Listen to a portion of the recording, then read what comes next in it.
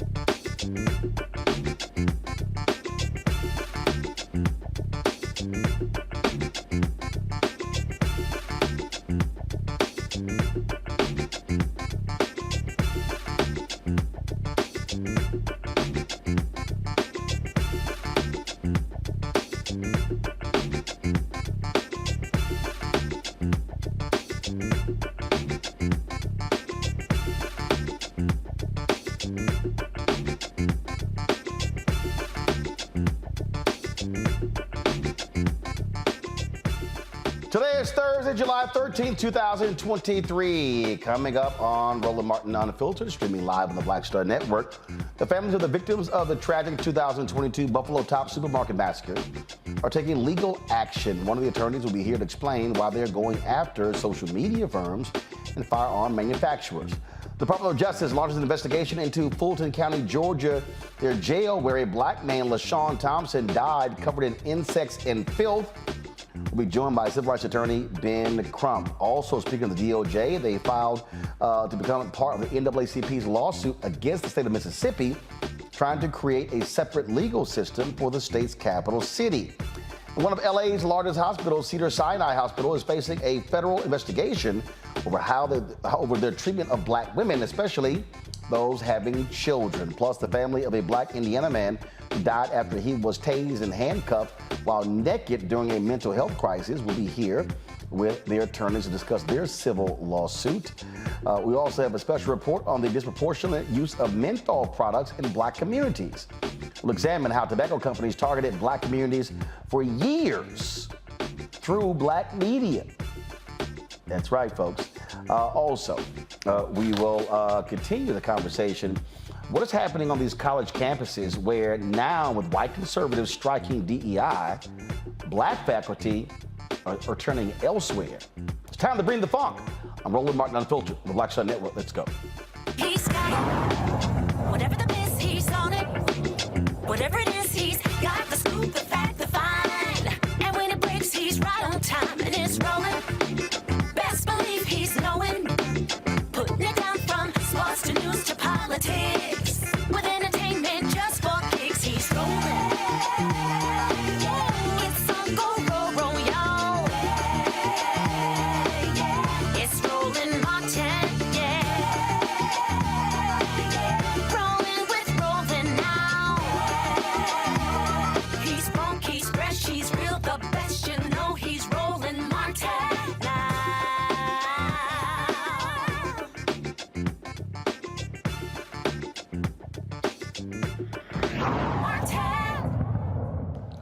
The families of those murdered in the 2022 Buffalo Top Supermarket hate crime are suing social media companies, firearm manufacturers, and body armor makers for helping the teenage killer load the gun that left 10 people dead and injured 3 others. The lawsuit filed in the state Supreme Court in Buffalo lists Meta, the parent company of Facebook, Amazon, Instagram, Reddit, Google, the parent company of YouTube, Vintage Firearms, the Endicott, New York gun dealer where the racist mass shooting legally purchased semi-automatic rifle used in the rampage. Also, RMA Armament, the online company that sold the shooter's body armor as defendants. The lawsuit was filed on behalf of family members of Hayward Patterson, Aaron Salter, Marcus Morrison Sr., Pearl Young, Geraldine Talley, Ruth Whitfield, and Roberta Drury, who were killed in the shooting. Survivor Zaire Goodman, his mother, Zanetta Everhart, Christopher Brayton, Brooklyn Howe, Keisha Douglas, Joanne Daniels, Robia Gary, and her unnamed child are also plaintiffs. Joining me now is Deandra Fu DeBrasse Zimmerman. She is one of the attorneys representing the families. Glad to have you here. So what basis by which you're suing the social media companies and the firearm manufacturers? What did they actually do? Well, that's a great question, Roland, and thanks for having me, and thanks for covering this issue on behalf of the families. I think before we get to what they did and how we got here, we have to understand how they operate. And so while we are all, in these applications and on these devices and we think they're fun, their design, these are products, are made to trap people. And if you look at some of the work that's been out there, whether it's Dopamine Labs or other documentaries that talk about the manner in which these applications were designed, they are designed to trap you emotionally and to trap you mentally. And so if you love bunnies, you're going to see posts about 1,000 bunnies. And that algorithm is going to trap you in bunny land. And you're going to be buying bunny goods. And you're going to be thinking about bunnies. And if you are a white supremacist, which we are having quite the proliferation in this country and have had that for a long time, but it's growing exponentially, then you will be trapped in that realm of algorithms that drive you towards hatred of black people, hatred of brown people. This is how you join a militia. This is how you target black folks. when you take the additional layer of targeting youth, who we know don't have fully developed brains, who we know are susceptible to influence of all kinds, you begin to understand how extraordinarily dangerous these applications are. And this is not by happenstance. The very design of these applications are meant to trap our youth, to make sure they stay on their applications. And why is that? Because they're selling ads, because that's how they make money. And so it's not enough to make money and to ignore just the risk that exists. But in this situation, the risk that was purposefully created. We saw the proliferation through the applications during the election. We saw the proliferation of Trump supporters and directed hatred towards our communities.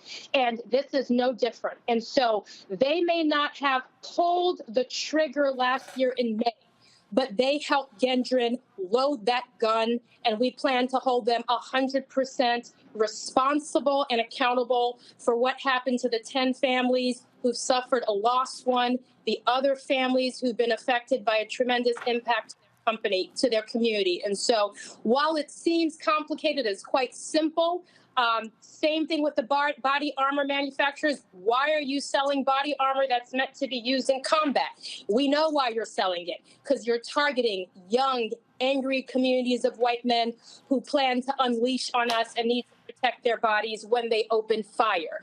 And one of the heroes in this story is former Lieutenant Salter, who was a security guard, at the tops that day. He risked his life to protect others. And because Gendron was using that armor, he was able to survive that shot and continue to kill other people on the premises. So it's a tight causation line, and it's time that Meta, TikTok, all of these online providers be held accountable for the poison that they're unleashing in the Buffalo community and in our country.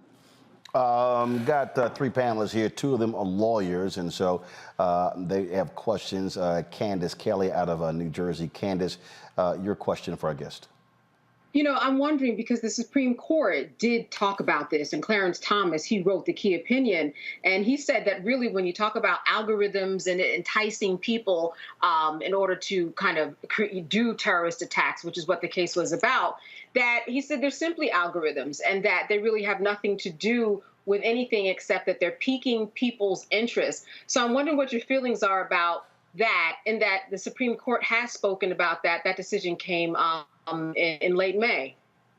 Absolutely. And I think what we're talking about is the Communication Decency Act and the immunity of 230, which was developed long before people understood the impact. We believe that case has no bearing on this in the sense of what we are discussing is a defective product. So our claim is not about the content, which has been the issue with the Supreme Court and the issue with a number of other courts. This is, and I'm primarily a product defect lawyer, this is a defective product, a product designed to create addiction. A lot of the facts of that case, very important facts, as you said, that has to do with terrorism, really focus on the content, right? Bringing people in, recruiting people to participate in terrorist activity. Other cases involving human trafficking, focusing on the substance of the communication, that the online provider was simply hosting information posted by others. And the courts found that that was protected by 230, Section 230 of the Communication Decency Act. That's not what we're talking about here. We're saying this is a defective product by design, and that it is extraordinarily dangerous. The proof is in the pudding, but also even in the intent of the design. It was meant to keep people trapped. So similarly, I sit in leadership on the social media MDL national case where we are addressing some of these issues. We believe it is outside of the immunity protections of the Communication Decency Act. And we pray that this is the court that sees that and allows us to hold the folks who are responsible, because these are just not opinions or hosting people's opinions or the algorithms kind of in a vacuum. It is the application itself. The design is meant to do what is doing here and what led to the murder of 10 Americans in Buffalo in May of 2022. Civil rights attorney out of Los Angeles, Joe Richardson. Joe? Hey, how you doing? I love this theory, and I was going to ask you about, sometimes when you are bringing cases, on the consumer side or on the plaintiff side, product liability, you're trying to advance a theory that would be a step in a direction. I was going to ask what your previous steps were, and I think when you talked about it from a product liability standpoint, I got the vision, which is good. Well, let me ask you this. Is there any coordinated advocacy piece? I find sometimes, you really want to do for permanently, you're doing what you have to do now, but permanently what you want to do is hopefully plug up the hole. And there's a lot of battlegrounds and people that are already trying to get legislation passed to deal with so many of these issues. I'm wondering if there's any coordinated effort with people that may be already out there or something that you and your firm are trying to do to help plug up the holes from a legislation side for the future. Sure. So I think multiple answers. We have our own, and we are in this case with Ben Crump, who we all know and love very much, and all of his efforts. And then we have our own data privacy and technology practice here, led by Amy Keller, where we have been steadily, and David Straight, going after these companies for accountability and building the foundation. As you said, there is no Brown versus Board of Ed without Plessy, right? There are no big cases that change without building a number of cases. So aside from our firm, other firms have been pushing this. This was kind of like an opiates when at first people were like, what the hell? Everybody takes pain pills, but everybody should. And this is where we are. Everybody's on their device, but everybody shouldn't. And your children shouldn't be on the device for 10 hours.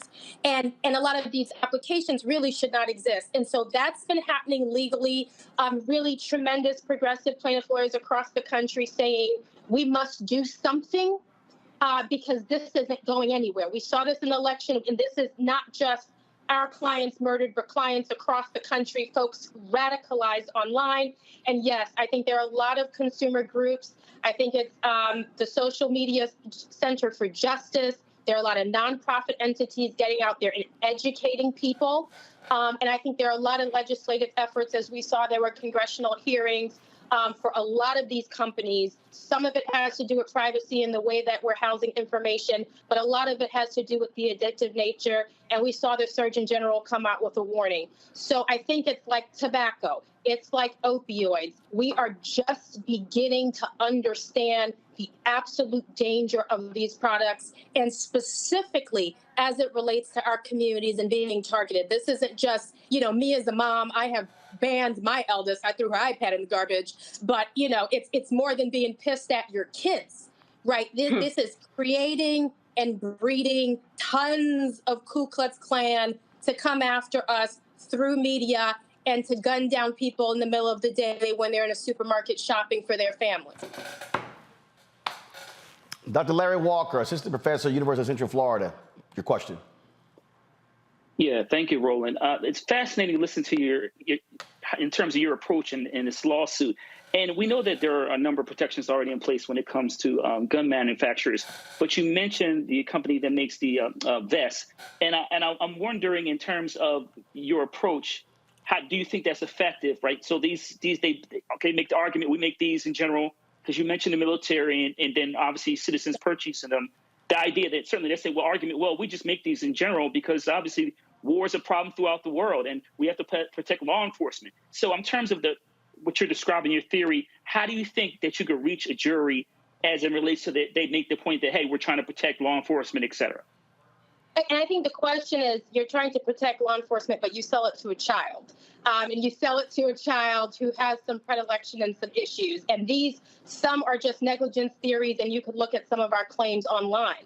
And I don't think it's that simple. I think once we get into discovery and you look at who they're selling the armor to, this is not just to law enforcement. This is military. And so many of our community members stand on the line and protect our communities in the military.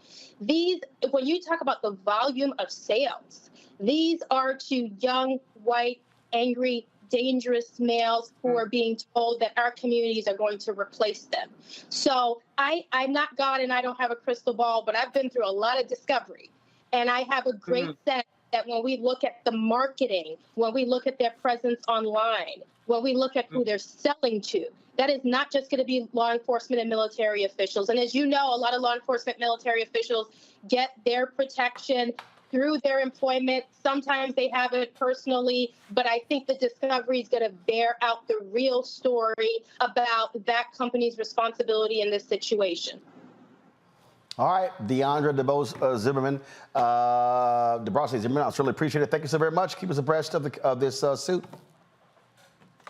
Thank you, Roland. All right, folks, going to go to a break. We come back. We'll talk with Attorney Ben Crump about another case he is involved in. You're watching Roland Martin Unfiltered right here on the Black Star Network.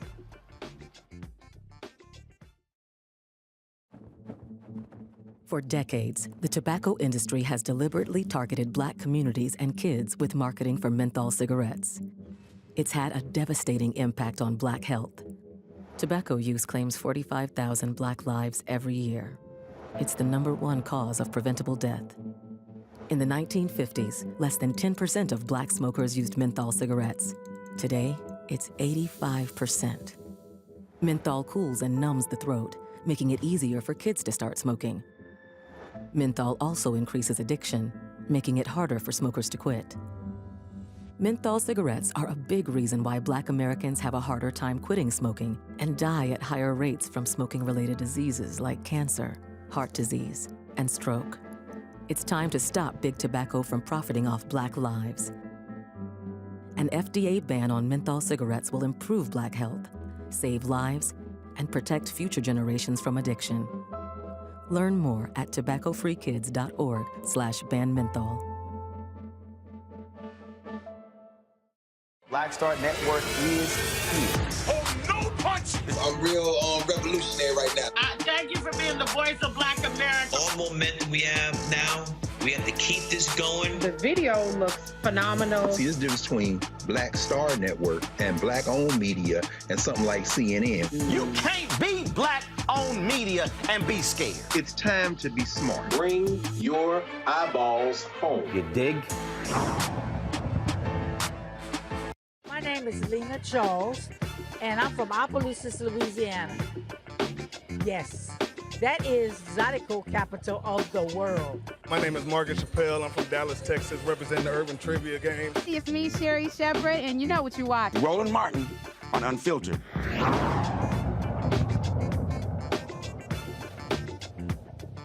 The Department of Justice is opening a civil rights investigation into the conditions at the Fulton County, Georgia jail. In April, we told you about 35-year-old LaShawn Thompson, who died in the jail in September, covered in insects and filth. After an extensive review of publicly available information, including reports about Thompson, the DOJ found significant justification to open this investigation. Joining me now is Attorney Ben Crump, who is representing the Thompson family. Ben, glad to have you back on Roland Martin Unfiltered. This DOJ investigation, Ben, how significant is this for your clients?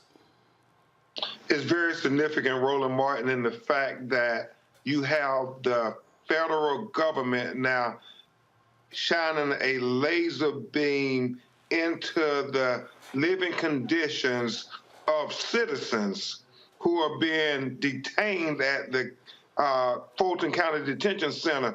Roland Martin, we must remember that these people are innocent. They are innocent until proven guilty, but yet when you think about what LaShawn Thompson suffered, it was a death sentence. And why? Because he had a mental health crisis and they turned it into a criminal issue, and he died one of the most horrible deaths a person could ever imagine, Roland Martin. He was literally eaten to death by lice and bed bugs. This is, and of course, after this happened, we then begin to hear other stories of individuals who were impacted. And when you see these conditions, how in the hell could jail officials ignore what they were looking at? You know, Roland, it's troubling in many ways, and we're so grateful to Attorney General Merrick Garland and especially Assistant U.S. Attorney General Christian Clark. who you know very well, who has been a champion for the civil rights of marginalized people, especially Black people. And using her platform, she is going to ask those direct questions. And I think what we're going to find, Roland Martin, is that this had a lot to do with politics. They were lobbying for a new Fulton County jail. That's been the sheriff. The county commissioners were saying we don't have the money for it. And so it was almost as if we're going to prove to you that it's cheaper to build a new jail than to have to pay these lawsuits that are going to result from the horrible conditions of the jail. I hope that's not the case, but that seems what is apparent to the community and many of the activists in Atlanta. So, have you heard from other families who've had folks in the Fulton County Jail? We have, Roland, and in fact, we've heard from other jail officials who have said that they are whistleblowers too, that they've made several complaints. You know, you had NAACP, Attorney Michael Harper and I, we talked about this case constantly as we fight for justice on behalf of LaShawn's family. And NAACP was the medical subcontractor that was supposed to provide medical services to the inmates. And what we found, Roland, was that NAACP was pointing the finger at the sheriff's department saying, we can't even get into the facility because it's so dangerous, it's so harmful to our employees. But then the sheriff's department was pointing the finger back at NAACP saying, hold on, you all are supposed to do routine assessments on a daily basis to make sure they're getting their medication and they're getting proper medical attention. But Roland Martin, we found in the medical records that LaShawn Thompson had not been seen for over 40 days. So that meant he did not get his schizophrenia medicine. And so one of the big things that Dr. Roger Mitchell, who was the head of forensics at Howard University, said the cause of death was a decompensated schizophrenia, because people say, well, how can you just lay there and let bed bugs eat you to death? Well, he was severely mentally ill and his brain was not functioning properly. So where you and I would move or wipe bugs off and everything, his brain was shutting down, telling him that he didn't even have the signals going to his body to say you should move. You're being eaten alive. And so when the bugs got in his mouth, got in his nose, got in his eyes, you know, it led to his cardiac arrest that led to his death. And it's tragic. And this is happening more than just in Atlanta jails. Absolutely, and DOJ has investigated other jails as well. Quickly, I want to go to my three panelists to get questions from them. Joe, you first. Mr. Crump, it's a great pleasure to be on with you for the first time. We've got a lot of mutual folks out here working in the fight. I appreciate how you always get to hopefully be at the front, talk about what's going on in the case, wherever you are, but give us a little bit of insight as to where you would like it to end. Of course, we want justice for the family, but a lot of times the people that watch us don't see where we want it to go, how we want to deal with something systemic. So what's our wish list about how we want this to end? No, and that's a great question. The honor to be with you. And I know, just like my brilliant co-counsel, Attorney Fu Zimmerman, talked about what we hope to accomplish, we want to prevent this from happening to people in the future, especially marginalized people of color who only crime is the color of their skin and the status of their mental health. And we want the DOJ to do a thorough investigation and have some criminal negligence held against these jailers, because what I believe if people say my liberty is going to be at stake and not just paying a civil settlement that doesn't affect me at all, then I'm going to make sure that I blow that whistle and say, hey, we about to have another LaShawn Thompson in our jail. And so that's the hope, that we can prevent this from happening and that mental ill people can get proper treatment, because I just said we all know people who are suffering from mental illness, and they shouldn't be treated as criminals who are not worthy of constitutional rights. Candace. Ben, you mentioned that there was a daily assessment that was supposed to take place. So that's on that level. But on the county level, on the state level, were there other assessments and check-ins that were supposed to happen that did not happen?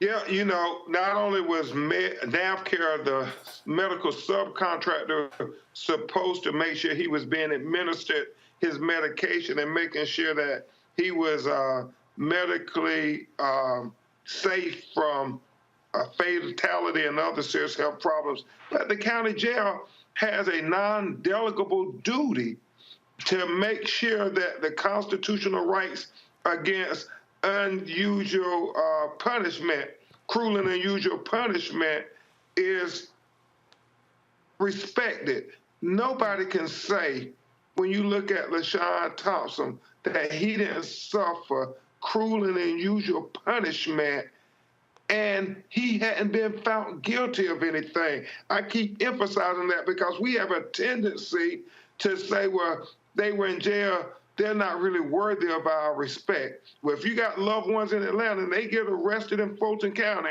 that's the jail they're going to. So be careful before you go to not give people the benefit of the doubt and consideration. Larry.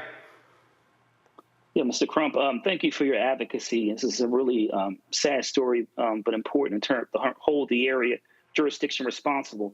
And my question really deals with, you talked about Fulton County, but is this a larger problem in the state of Georgia? And have you heard similar stories about other, places where young men, young brothers and sisters are being held, where they've seen similar kind of concerns have been raised and not addressed? And Larry, it's not just an issue throughout the state of Georgia. It is an issue throughout the United States of America. In Mississippi, the Parchman prison that was deplorable. I know in Roland's home county, Harris County, Texas, there have been almost 2 individuals die per month in the jail, and you're scratching your head saying, this is terrible. You mean 2 people every month are going to die in the Harris County Jail in Houston, Texas? But that's what's happening because we seem to not care about people who have been arrested because we are quick to say, well, they're criminals anyway, they're convicts. And regrettably, it is a disproportionate number of Black people who are dying in that Harris County jail, just like it was a disproportionate number of Black people who were suffering those atrocities in the Fulton County jail. So we have to say, but by the grace of God, that could be my family member, that could be my cousin, my niece, somebody could be arrested and put in the jail and then tragically and mysteriously end up suffering catastrophic or worse fatal injuries. So we got to do something about this jail. I tip my hat to Christian Clark for being on it, Roland. You know that sister when she was over Lawyers Committee for Civil Rights. She has been fighting the fight from day one for civil rights for all our people. Indeed. Ben, we certainly appreciate it. Thank you so very much. Hey, Roland, can I say thank you for what you're doing and speaking out about the atrocity that happened at Texas A&M. Brother, oftentimes people don't use their platform, and you always use your platform. So I keep saying it privately, and I want to say it publicly, Roland. God bless you for using your voice, man. I appreciate it. Well, there's no sense in having a platform if you don't use it, and especially in this day and age where we have far too few black-owned news outlets. There's a whole lot of folks talking about entertainment and gossip and housewives and everything else. But we've got to have strong news platforms that are speaking to our issues because, again, it's way too many stories. We don't even have time to cover all of them. But we've got to be able to do that because we're fighting a lot of folks who are against the advancement of black people. So, Ben, we appreciate it. Keep up the fight out there, man. Thanks a lot. Thanks, brother. Folks, got to go to a break. We come back. More on the Black Star Network, including the Department of Justice joining the NAACP's lawsuit against Mississippi for trying to create a separate legal system. Hey, folks, don't forget, we want you to support us in what we do. I stopped by the mailbox today, and literally these are all the folks who sent checks and money orders and over I haven't been to the mailbox in, I think, 3 weeks. So I appreciate all of this. But let me be perfectly clear. You've heard me say this beforehand, and it's no joke, okay? Our expenses are $195,000 a month. We're talking about studio. We're talking about staff. We're talking about, literally how we're live streaming the show right now. That Clearcaster that's in there was almost $7,000. When we talk about our live streaming gear with LiveView, we've got two of the LU800. Those are $20,000 a piece. You're throwing that rack unit in there, you're now talking about another $45,000. When you go around and see all the things that are in here, when we travel, the other shows, it costs to pay show hosts, it costs to pay staff. All of this we do. And so when you hear me say that we need 20,000 of our fans contributing on average of $50 each, that's $1 million. That doesn't pay for everything, but between the advertising that we do get from clients, between what we generate from YouTube and what you give, it allows for us to pay the bills. At the end of the year, we don't have a lot of money that's left over. We did not get a lot of political money in the last election. We'll see what happens in 2024. But I can tell you, we are committed to this, and so your support is huge. And so send your check and money orders to P.O. Box 57196, Washington, D.C. 20037-0196. Cash App is $RM Unfiltered. That's the only Cash App that we have. PayPal is R Martin Unfiltered. Venmo is RM Unfiltered. Zelle is Roland at RolandSMartin.com, Roland at RolandMartinUnfiltered.com. And of course, you can also download our app. That's critically important. We're close to 1.1 million subscribers on YouTube, but we need folks downloading our app. We completely own it and control it. And so you can download it onto your Apple iPhone, your Android phone, your Apple TV, Android TV, Roku, Amazon Fire TV, Xbox One, Samsung Smart TV. And don't forget to get your copy of my book, White Fear, How the Browning of America is Making White Folks Lose Their Minds. The book is available at bookstores nationwide, Amazon. Download your copy on Audible. Proceeds of the book go right back into the show. We'll be right back. My early days on the road, I've learned, well, first of all, as a musician, I studied not only piano, but I was also drummer and percussion. I was all city percussion as well. So I was one of the best in the city on percussion. There you go. Also studied trumpet, cello, violin, and bass, and any other instrument I could get my hand on. And with that study, I'd learned again what was for me. I learned what it meant to do, what the instruments in the orchestra meant to each other in the relationships. Right. So that prepared me to be a leader. That prepared me to lead orchestras and to conduct orchestras. That prepared me to know, to be a leader of men, they have to respect you and know that you know the music. You have to be the teacher of the music. You have to know the music better than anybody. There you go. Right, so you can't walk in unprepared.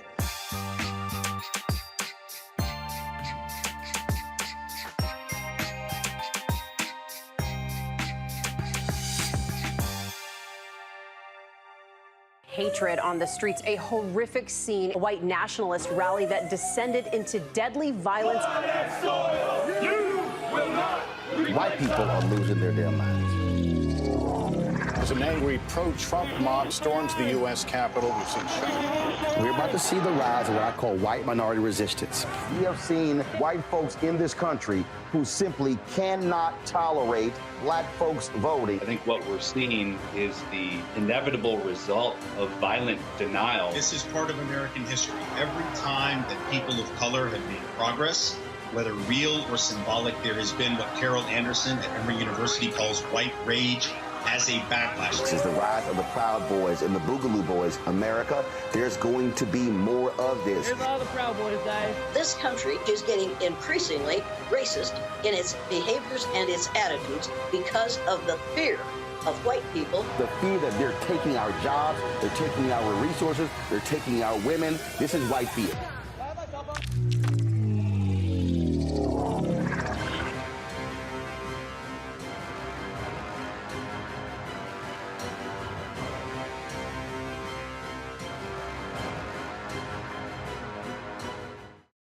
Hey, it's John Murray, the executive producer of the new Sherry Shepherd Talk Show. You're watching Roland Martin Unfiltered.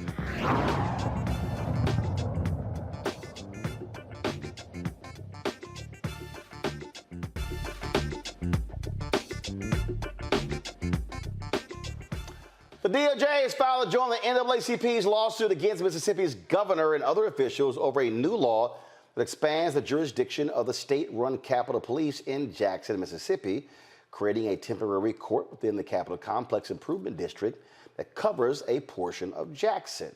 Now, the NAACP says the law will create separate and unequal policing in the majority black Capitol and violate the principle of self-government by taking control of the police and some courts out of the hands of residents, and the residents still got to pay for it. The law allows people convicted in the Capitol Complex Improvement District Court to be put in a state prison rather than in a city or county jail. And the judge of the new court is not required to live in Jackson and will be appointed by the Mississippi Supreme Court Chief Justice. U.S. District Judge Henry Wingate temporarily blocked the law from taking effect. He must approve the Justice Department's request to intervene in the lawsuit. This right here, Candace, I think is critically important because, again, what this is are largely white Republicans who want to dictate what happens in this majority black city. And then they got control, but the taxpayers of Jackson got to pay for it and have no say-so over something that they're paying for. Yeah, Roland, you're correct. No say-so. They're paying for it.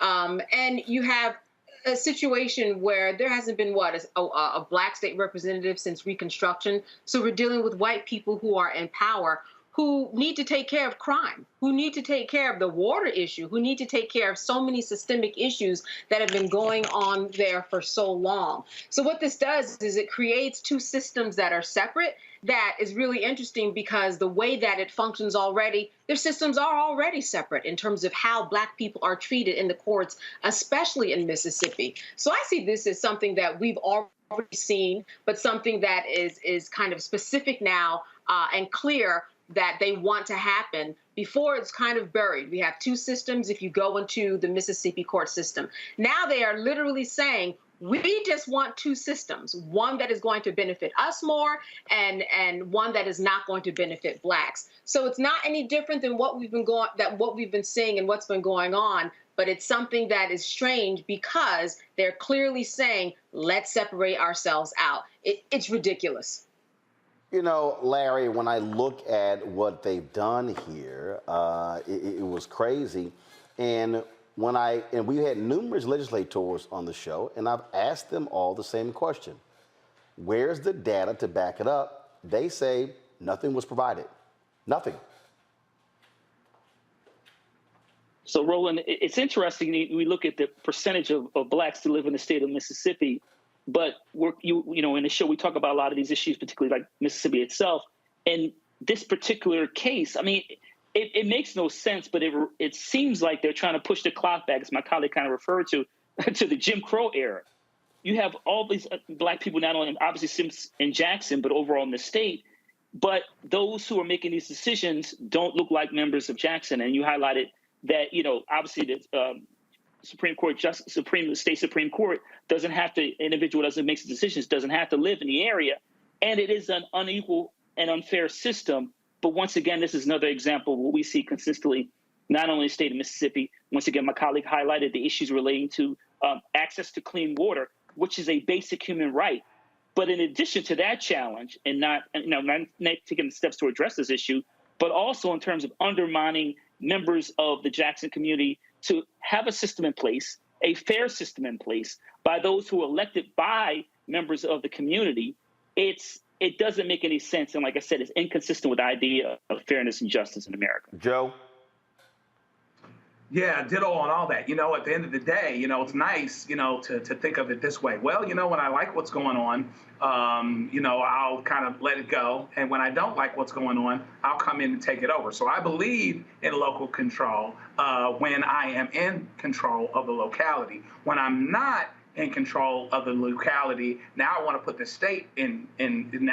state which is very, very white in charge. Jackson, Mississippi is a black city. That means that the people that are elected there, the judges, the representatives, the DA, those would be the people making those decisions. And so this effectively, not inconsistent with what's going on in a lot of different places in the country. One of the ways to deal with when you have a state legislature, but you don't have the urban cities and you effectively want to take them over, is to just change a law that, you can get passed because you've got a Republican governor or you've got a supermajority in the legislature. And so we will just take it over. So we don't believe in local control anymore. So basically, Jackson, Mississippi, and anywhere else black USA can be the next Washington, D.C., where there's basically taxation without representation. All right, folks, hold tight 1 second when we come back. The federal government launched an investigation, a different department, into Cedars-Sinai Hospital in Los Angeles. This is why I keep trying to explain to y'all why voting matters.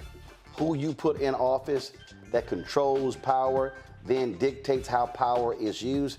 We'll tell you about that investigation next. Again, folks, support us in what we do. Let me do this here. Let me shout out before I put it up. Let me shout out Val Bradshear. Val, thanks a lot. Let me shout out here. Give me a second. Malcolm Brown, La Iglesia de Jesus Batista Jesus. Appreciate your support for the show. William Turner. Let me also thank Samantha May Peggy. Let's see here. Robin Thames. Thanks a lot, Robin. Let's see here. Let me go. Tamika Thomas. Roderick. Varda. Larnell Farmer. Let's see here. Donald White. Thanks a bunch for your support as well. Give me a second. I'm going to... let's see who else here. Okay.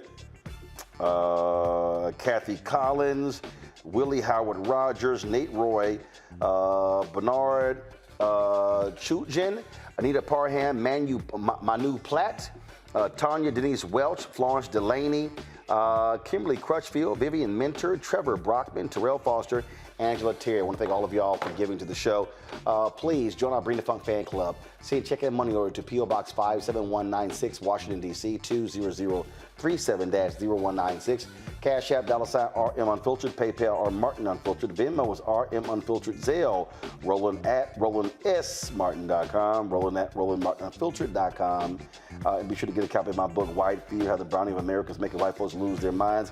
If you're on YouTube, y'all hit the like button. We should easily be over 1,000 likes by now. Okay? So when I come back, it's 621 right now. When I come back from this break, we should have the additional 379 folks, 379 folks who are joining us. And so, hit the like button, y'all. I'll be right back on Roland Martin Filter.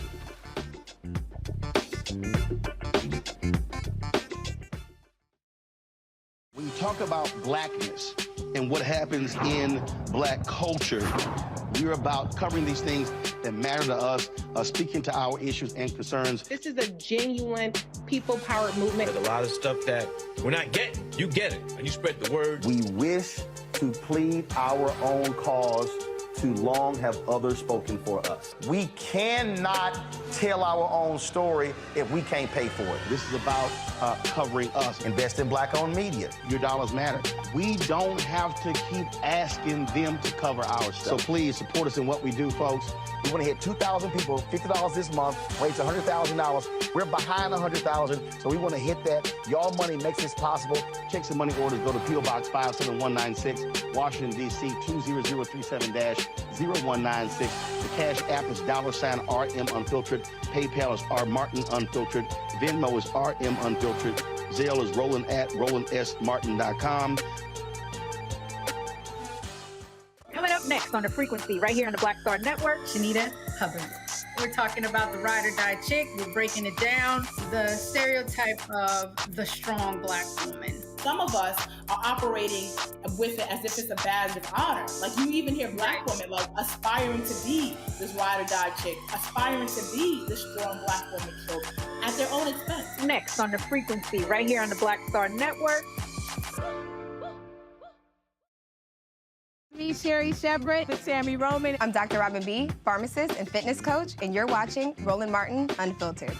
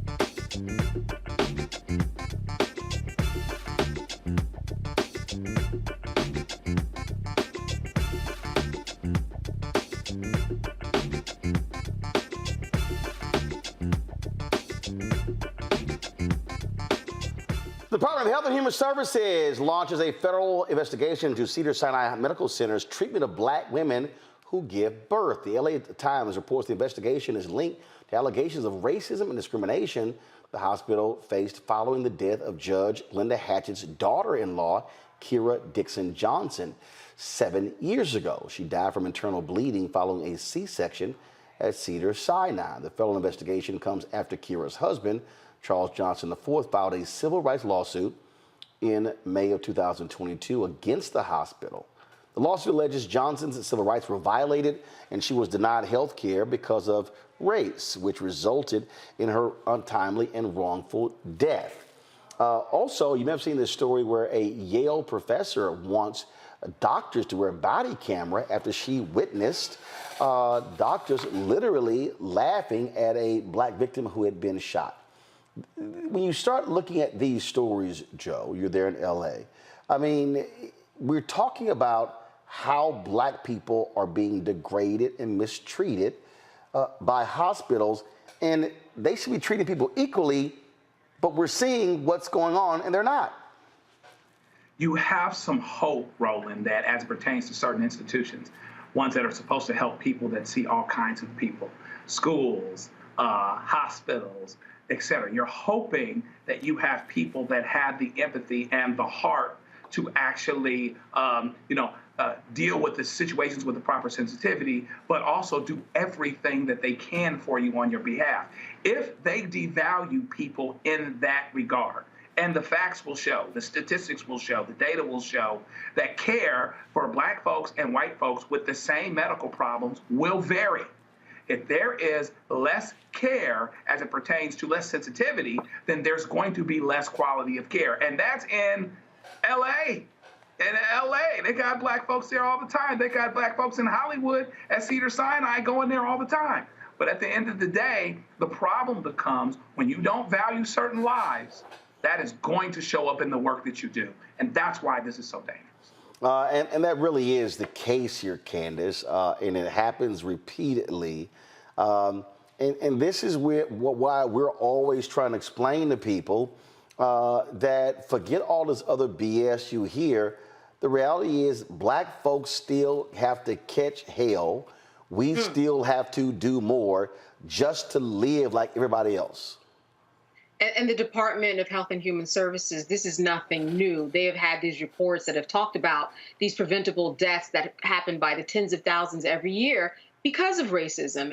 And we're talking about racism and also other socioeconomic factors. And then you have, gender factors and age factors, and all of that is that creates all of these intersectionalities when someone goes into the hospital. And what happened in this situation was that there was too much blood in her system that could have been prevented, and her husband had to fight. And I'm sure that we have all found ourselves in that situation. And I think the key takeaway from this is, like everything else that we have to do in this country, you have to come in there and not only show people that you are a good advocate for yourself, but I know when I go to the hospital and are dealing with loved ones, you have to bring in outside people and let them know that it's not just me who might be in mourning, but someone who was on their P's and Q's, who has the wherewithal to question, to ask you what you're doing, to ask if there's a Black doctor, to ask for a second opinion. You have to be really, really bold. And that happens often in the times in the middle of grief and mourning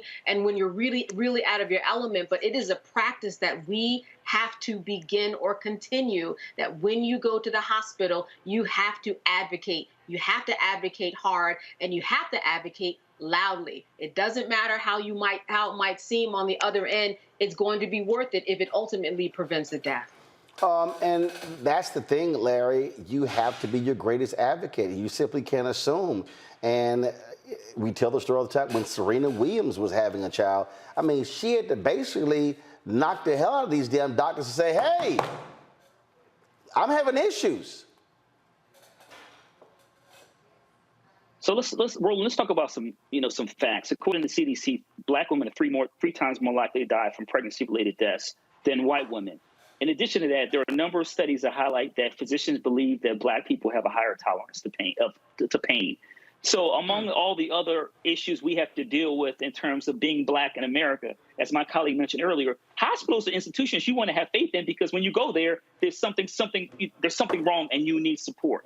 But this issue related to the Black women and pregnancy-related deaths this is something unsolvable, Roland. All this is rooted in structural racism. And I think the key point is when you talk about these topics on your show, particularly this topic, Black women are more likely to have these pregnancy-related deaths compared to white women, regardless of their socioeconomic status. So, well-educated Black women with health insurance compared to a white woman who doesn't have a job and doesn't have any health insurance, that Black woman has a higher rate of mortality rate when it comes to pregnancy. So these are issues, once again, that are solvable. We need to have more Black physicians. And once again, we have to make sure we have the physicians have the training to recognize their own bias to ensure we protect the lives of Black women. Indeed.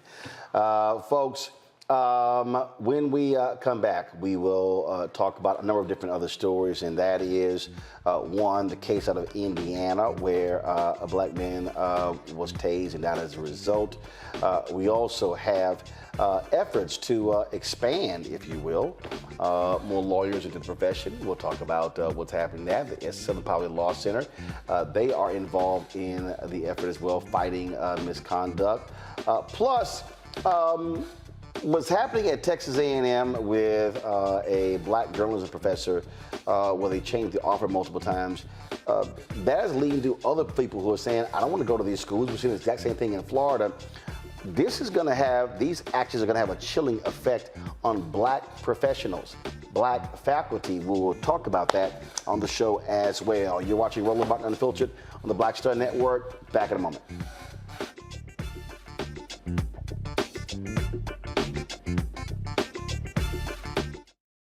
On the next Get Wealthy with me, Deborah Owens, America's Wealth Coach, the wealth gap has literally not changed in over 50 years, according to the Federal Reserve. On the next Get Wealthy, I'm excited to chat with Jim Castleberry, CEO of Known Holdings. They have created a platform, an ecosystem to bring resources to Blacks and people of color so they can scale their business. Even though we've had several examples of African Americans and other people of color being able to be successful, we still aren't seeing the mass level of us being lifted up. That's right here on Get Wealthy, only on Black Star Network. On a next, A Balanced Life with me, Dr. Jackie, we're going to be talking about common sense. We think that people have it, know how to use it, but it is something that people often have to learn. The truth is, most of us are not born with it, and we need to teach common sense, embrace it, and give it to those who need it most, our kids. So I always tell teachers to listen out to what conversations the students are having about what they're getting from social media, and then let's get ahead of it and have the appropriate conversations with them. On a next, A Balanced Life with me, Dr. Jackie, here at Black Star Network.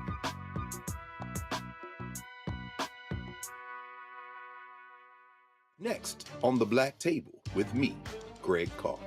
We featured the brand new work of Professor Angie Porter, which, simply put, is a revolutionary reframing of the African experience in this country. It's the one legal article everyone, and I mean everyone, should read.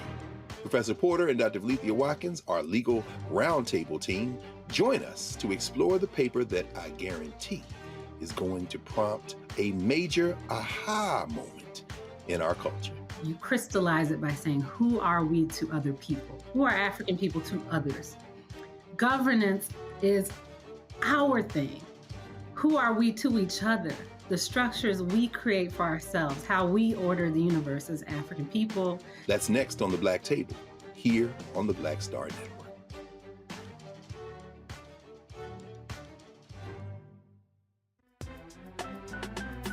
I'm Faraji Muhammad, live from LA. And this is The Culture. The Culture is a two-way conversation. You and me. We talk about the stories, politics, the good, the bad, and the downright ugly. So join our community every day at 3 p.m. Eastern and let your voice be heard. Hey, we're all in this together. So let's talk about it and see what kind of trouble we can get into. It's The Culture, weekdays at 3, only on the Black Star Network. Black Star Network is here. Oh, no punch! I'm real revolutionary right now. Thank you for being the voice of Black America. All momentum we have now, we have to keep this going. The video looks phenomenal. See, there's a difference between Black Star Network and Black-owned media and something like CNN. You can't be Black-owned media and be scared. It's time to be smart. Bring your eyeballs home. You dig? Hatred on the streets, a horrific scene, a white nationalist rally that descended into deadly violence. White people are losing their damn minds. As an angry pro-Trump mob storms the U.S. Capitol, we've seen shooting. We're about to see the rise of what I call white minority resistance. We have seen white folks in this country who simply cannot tolerate Black folks voting. I think what we're seeing is the inevitable result of violent denial. This is part of American history. Every time that people of color have made progress, whether real or symbolic, there has been what Carol Anderson at Emory University calls white rage as a backlash. This is the rise of the Proud Boys and the Boogaloo Boys. America, there's going to be more of this. Here's all the Proud Boys, guys. This country is getting increasingly racist in its behaviors and its attitudes because of the fear of white people. The fear that they're taking our jobs, they're taking our resources, they're taking our women. This is white fear.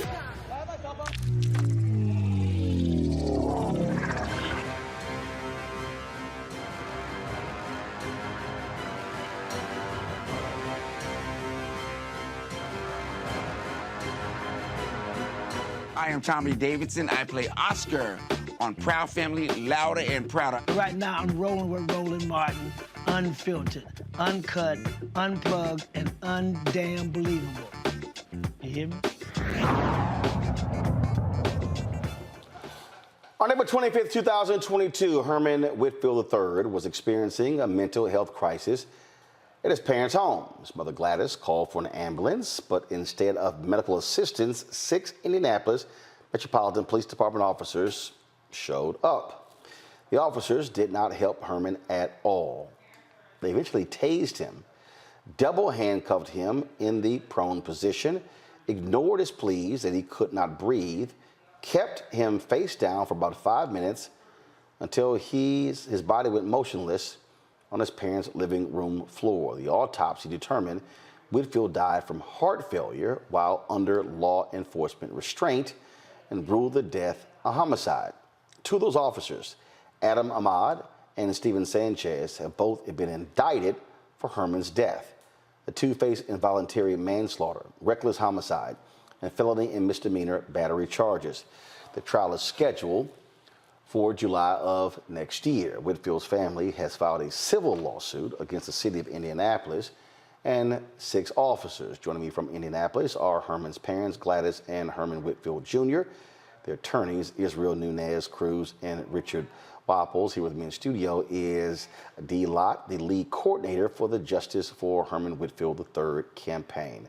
Glad to have you on the show, Gladys and Herman. Again, sorry for the loss of your son. This is something that we've covered on numerous occasions on this show, where so many parents are scared to death of literally calling authorities because what ended up happening to your son has happened before.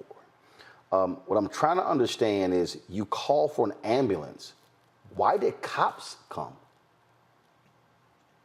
We don't know why. Yeah, we don't know why. We didn't ask for them, but I thought since they were here, they had the civility and the humanities to help us, and it just turned out to be bad. I don't know why they came. Israel and Richard, are there 911 calls? Has the city explained why an ambulance wasn't dispatched and instead 6 cops showed up? This is Richard, and there was an ambulance that came that was outside that the police did not allow to come in until they had the situation, as they said, under control. Herman was confused and in a mental health crisis, like you said. He needed help, and the officers initially talked to him and tried to get him to come outside, get dressed, and come outside, and he apparently didn't understand them and wasn't making any sense. And the officer's training is to wait in that situation, not confront somebody, not to get physically aggressive with them. And instead of following their training, they did exactly the opposite. They forced the situation, they got up on him, and then they, when he ran from them, then they used a taser to get him down and got on top of him. And their training says it's very dangerous, especially for a large individual, to be down on his stomach in a prone position, especially with his hands cuffed behind his back and with weight on him. And that's exactly the position he was in. And Herman, and there's video from the officer's body cams on this, says he couldn't breathe at least 3 or more times.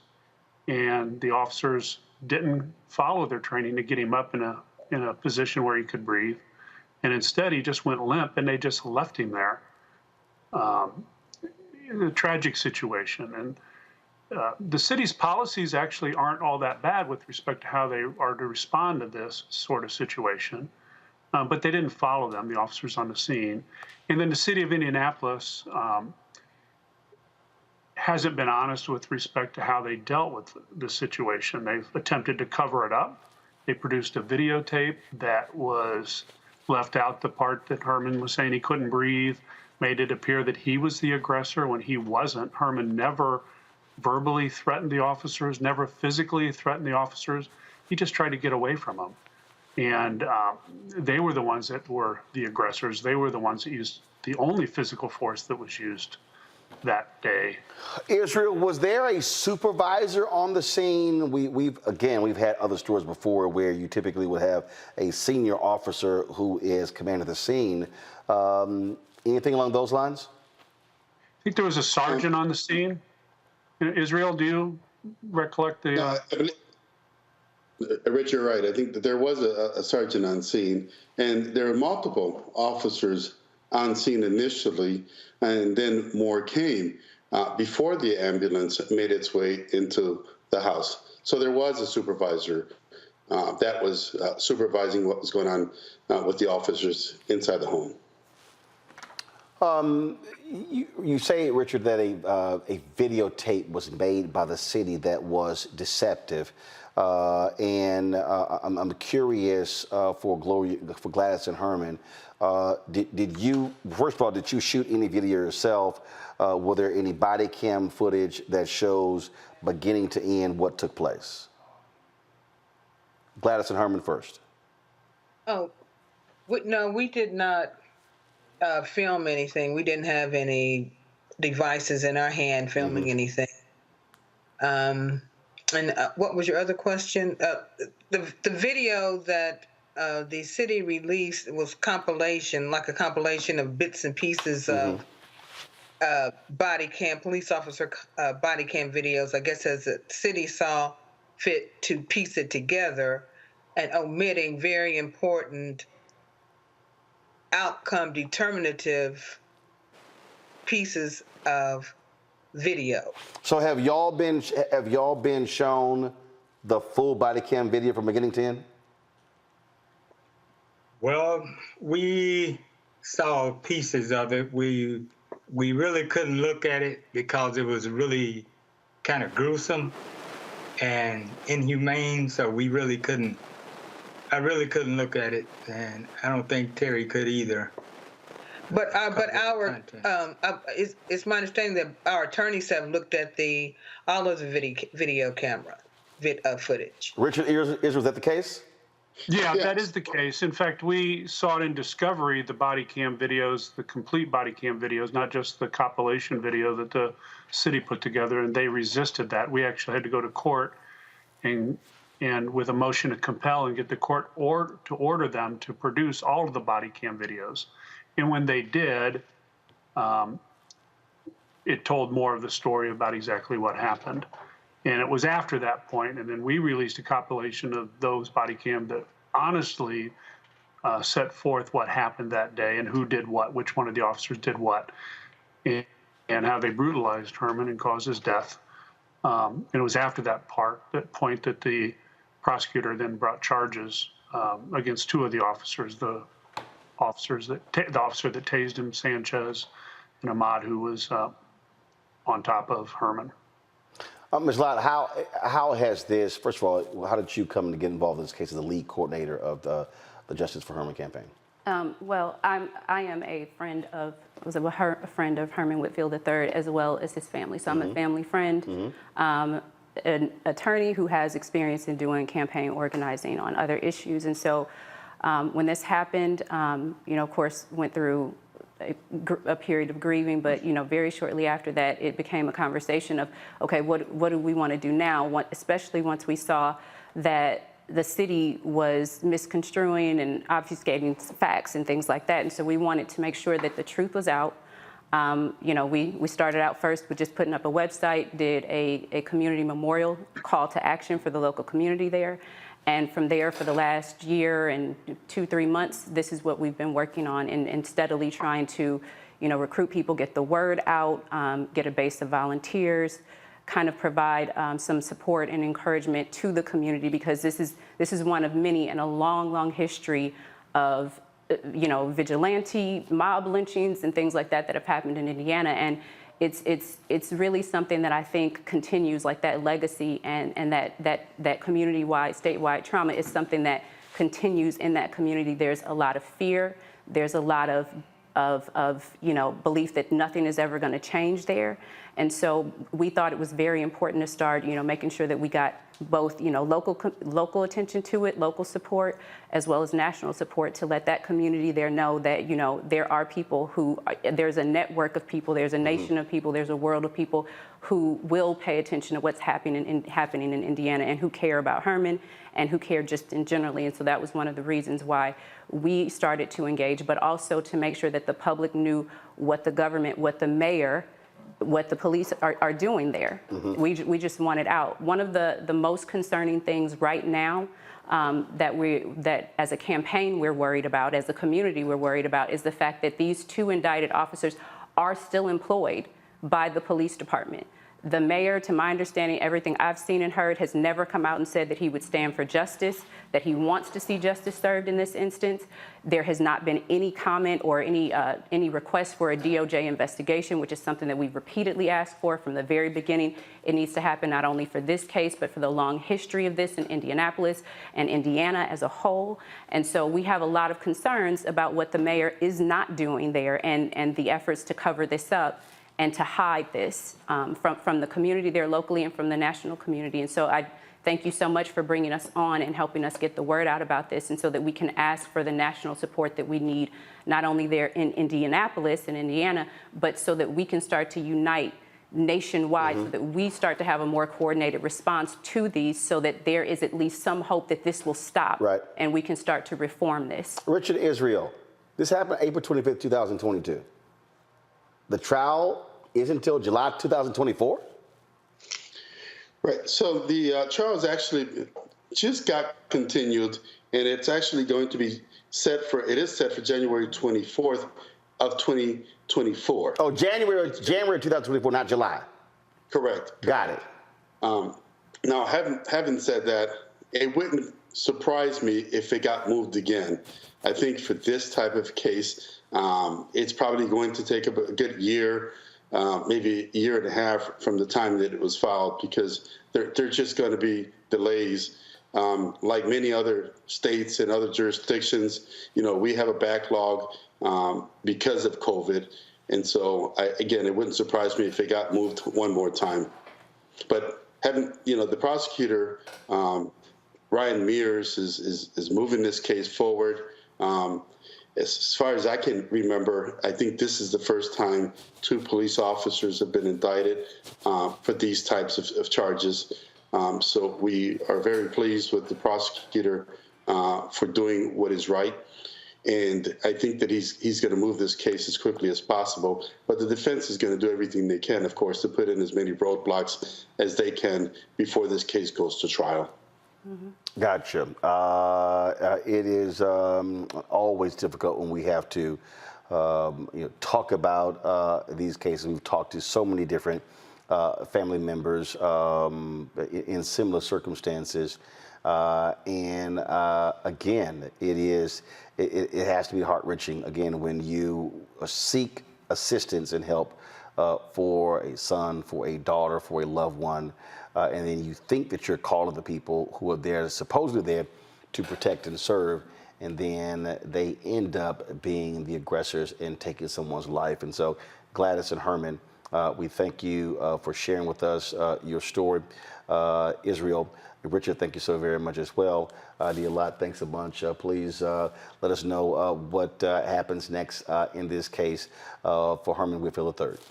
Thank you so much. We want to thank you again, like Dad said, for having us on your show, because we don't feel like we're getting the local support that we should be getting, especially from the clergy here in Indianapolis. We're not sure why. As Dad mentioned, the mayor has not stepped up. The police chief have not stepped up. Many other jurisdictions have fired officers in similar circumstances, but yet under these circumstances, in this case, the police officers continue to, one, be on administrative leave, but 2, they're continuing to be paid, and there's no movement whatsoever to fire them. Folks, put back up the social media information to follow this, folks. Again, you can go to Facebook, the Justice for Herman Whitfield III page. On Instagram is Justice the number 4 Herman III 3RD. You also have the YouTube channel Justice for Herman Whitfield III campaign. So again, we appreciate it. Thanks a lot. Thank you. If I could just make one ask that people engage with us so that we can start to work together to have a coordinated response in this, like with all the families, so that we can start doing something. The Fraternal Order of Police is organized. They're talking to each other. We need to start doing that ourselves so that we can start moving this in the direction that we want it to go in. Politicians aren't going to do it. We have to save us. All right. We appreciate it. Thanks a bunch. Folks, got to go to break. We come back, our Black and Missing for the day. In addition, we'll talk about black faculty under attack by white conservatives who keep advancing their attacks against DEI. That's next on Roland Martin Unfiltered on the Black Star Network.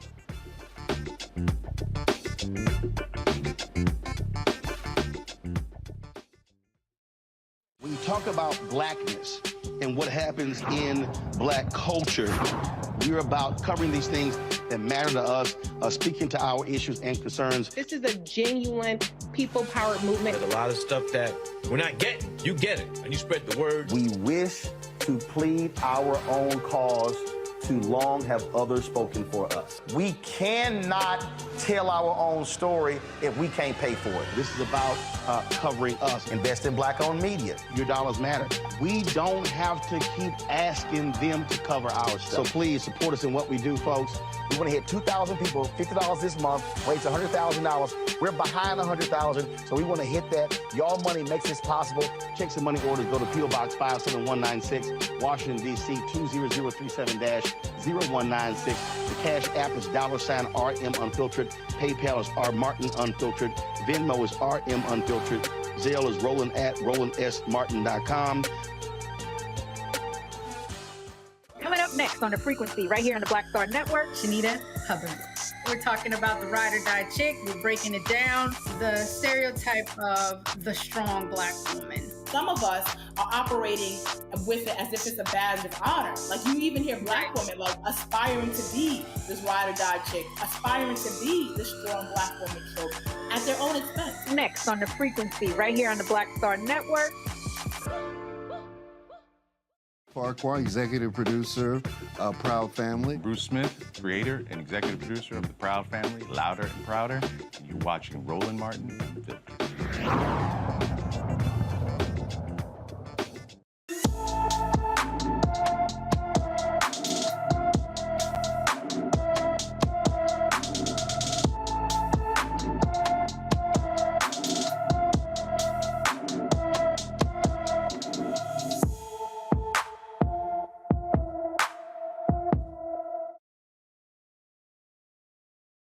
Shepard.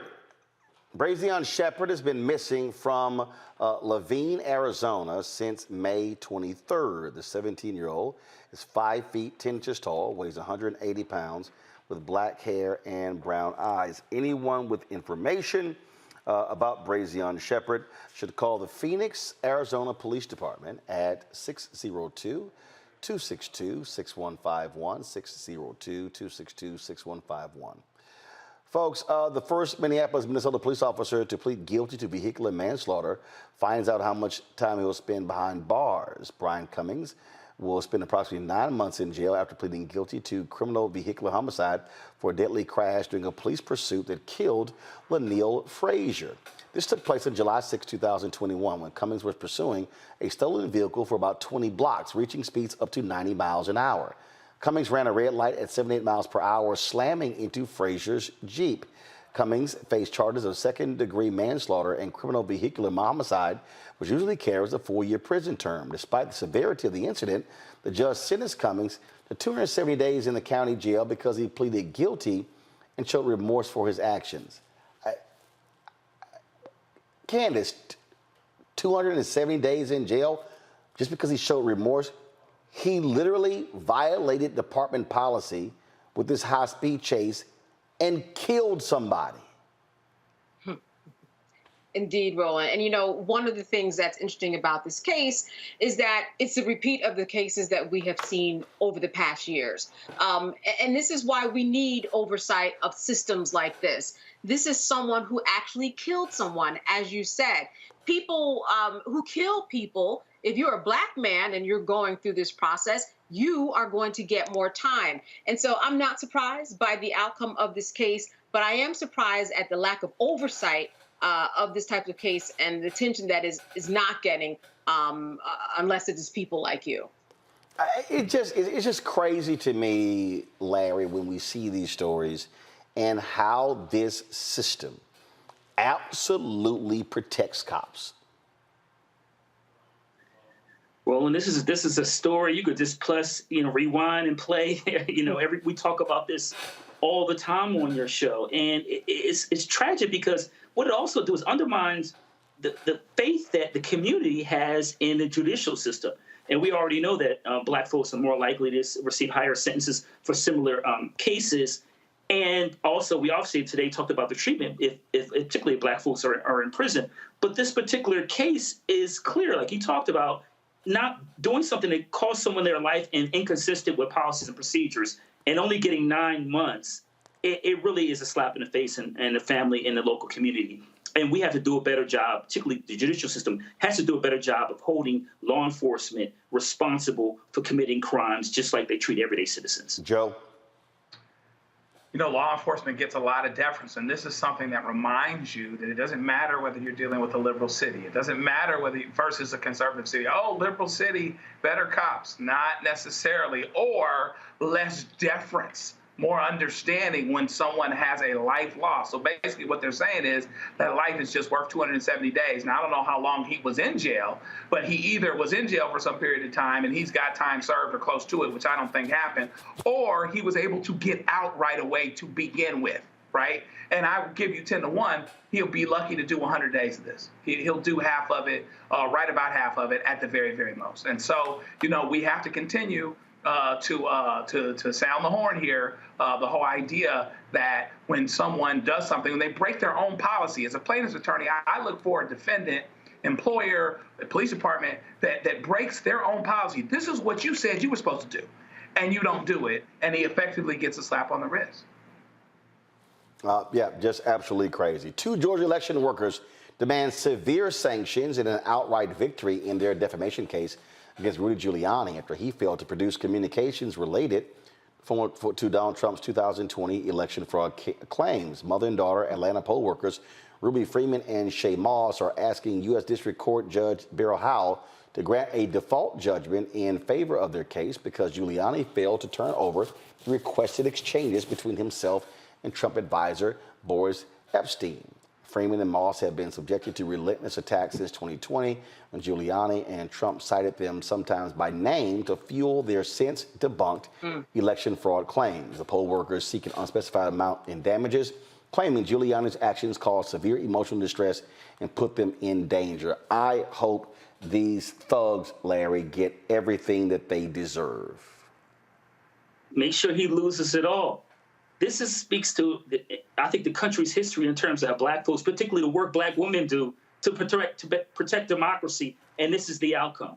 And I know over years ago, some folks referred to Giuliani as America's mayor, but we know that wasn't the case when it came to Black folks and fairness and when it comes to police department. But this is ridiculous, and once again, all these lies he told leading up to the election and after the election, we have to hold him accountable until losing his law license, making him pay these Black women the money they deserve for the humiliation and the constant attacks that has certainly had to have an impact on their well-being. And they were constantly attacked and demoralized, Candace. They were. And one thing that Giuliani and his attorneys understand is that procedurally, they have to turn over evidence that works for them and evidence that works against them. They don't have to hand it on a silver platter. It could be buried, but they have to turn over the evidence. That's what all attorneys know, all attorneys understand. And if they don't do it, then they are subject to being to get in trouble for it and have some violation of the court and its procedures. So he knows this. His attorneys are saying that this is burdensome, that you are asking us for evidence. That's how the court system works. You have his story, the prosecutor's story, the defense story, and somewhere in there you have the third story, and that's the truth. And in order to prove whatever truth there is, you need evidence. So it makes no sense that someone who's barred, Rudy Giuliani, as well as his attorneys who are barred, would act like this is the first time that they heard. They have to turn over evidence. This is par for the course. This is basic. And this is something that goes well against what they call the Brady rule. You have to turn over the evidence in order to have a fair trial. Joe. It's amazing. Somebody brings a case, the other side answers the case. And so now the case is at issue and you're walking together. It takes a whole lot to have enough of a sanction where, potentially speaking, you could be defaulted because you were so egregious in your failure to do what you were supposed to do that the court is looking at giving you the ultimate penalty. I know that that's what these parties are asking for. I don't know quite where they are with it, but they're basically getting ready to be in a place where they are dancing by themselves without Giuliani there, because you have to do a lot, actually, to get these ultimate sanctions, but he's staring at them. He has to provide this evidence. Like was said, he can vary it, but he has to provide it. But, if you don't want to provide good news, that's where you are. You know what I mean? And so it's going to be interesting to see what happens. And I hope he's penalized as much as he can be, because he's an officer of the court, by the way, and his attorneys are officers of the court. And they're not supposed to be able to skip the law just because they want us to remember how things were the day after 9/11 and he was popular.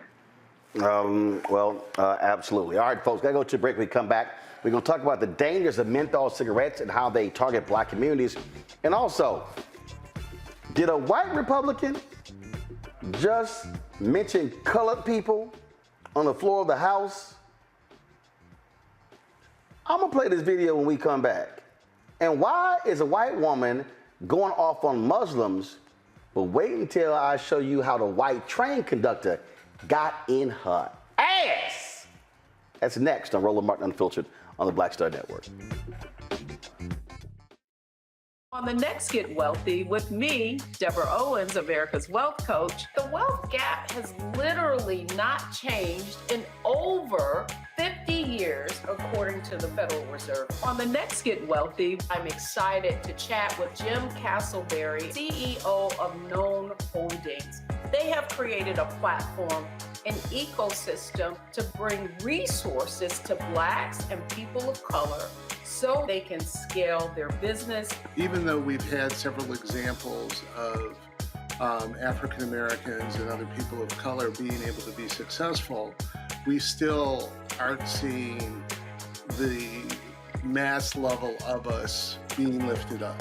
That's right here on Get Wealthy, only on Black Star Network. On a next, A Balanced Life with me, Dr. Jackie, we're going to be talking about common sense. We think that people have it, know how to use it, but it is something that people often have to learn. The truth is, most of us are not born with it, and we need to teach common sense, embrace it, and give it to those who need it most, our kids. So I always tell teachers to listen out to what conversations the students are having about what they're getting from social media, and then let's get ahead of it and have the appropriate conversations with them. On a next, A Balanced Life with me, Dr. Jackie, here at Black Star Network.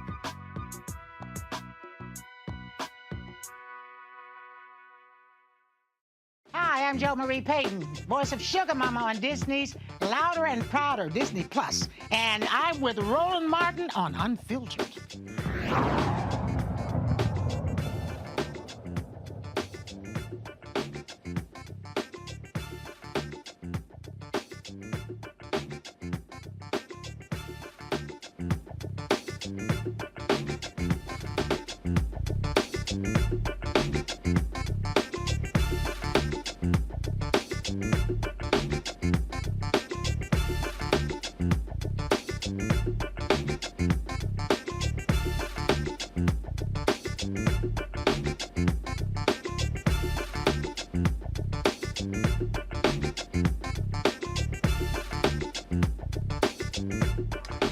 So I just got this text message from Congresswoman Joyce Beatty, and something happened today on the House floor that's nuts. Republican Congressman Eli Crane was speaking, and they voted today on this House defense bill, where the Republicans want to strip abortion funding and some other stuff, for the bill. They're in a culture wars crap. So this literally happened, y'all, today on the floor of the House. And this is what you had: a white Republican, a black female Democrat. Watch this exchange. Arizona. Well, Mr. Chairman, though, that was unbelievably inspiring. My amendment has nothing to do with whether or not colored people or black people or anybody can serve, okay? It has nothing to do with color of your skin, any of that stuff. What we want to preserve and maintain is the fact that our military does not become a social experiment. We want the best of the best. We want to have standards that guide who's in what unit, what they do. And I'm going to tell you guys right now, the Russians, the Chinese, the Iranians, the North Koreans, they are not doing this because they want the strongest military possible. I hope my colleagues on the other side can understand what we're doing. Thank you so much. Mr. Speaker, asking to be recognized to have the words colored people. For what purposes, gentlelady, seek recognition? I'd like to be recognized to have the words colored people stricken from the record. I find it offensive and very inappropriate. Is the gentlelady asking for unanimous consent to take down the words? I am asking for unanimous consent to take down the words of referring to me or any of my colleagues as colored people.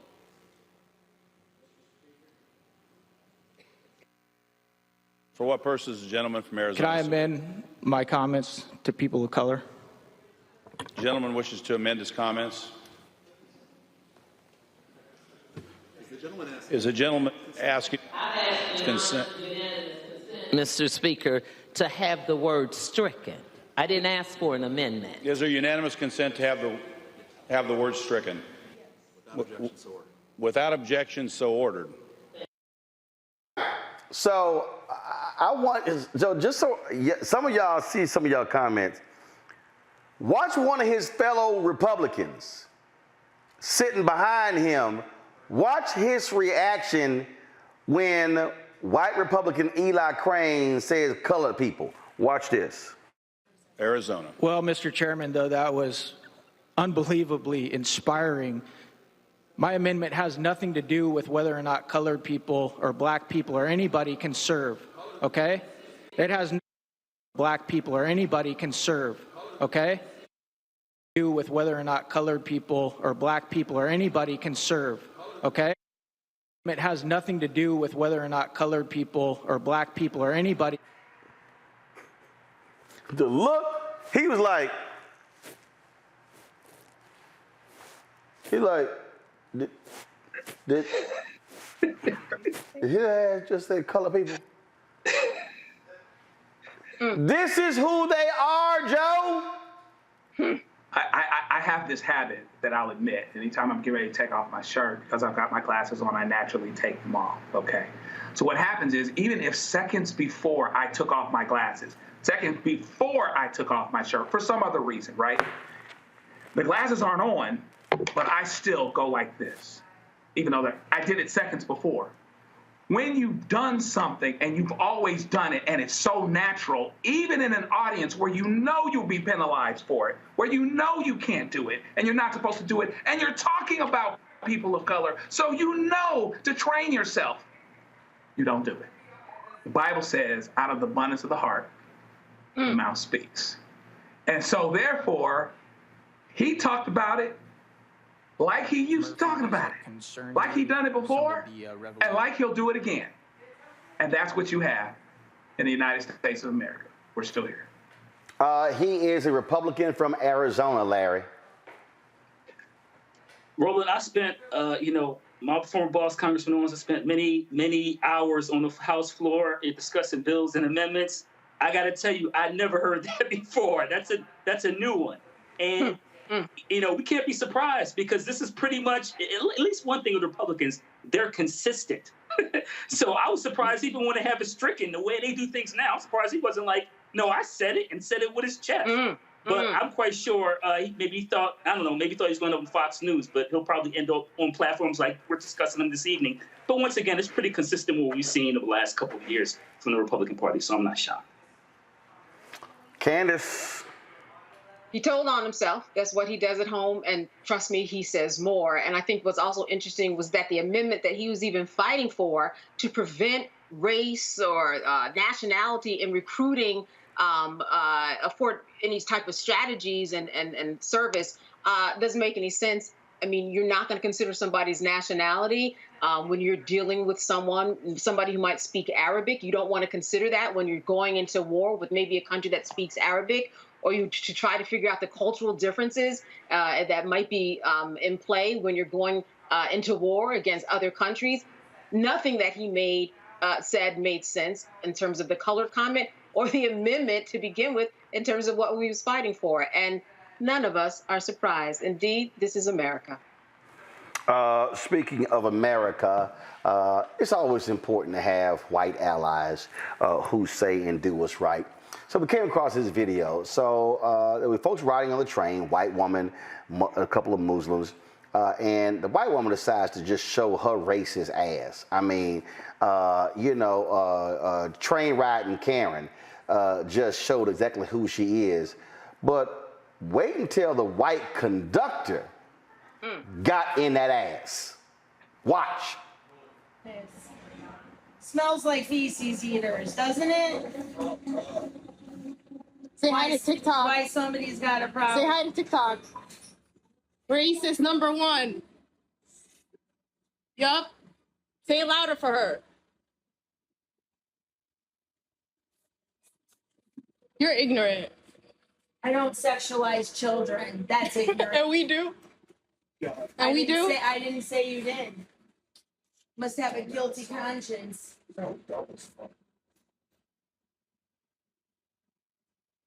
Enjoy the light.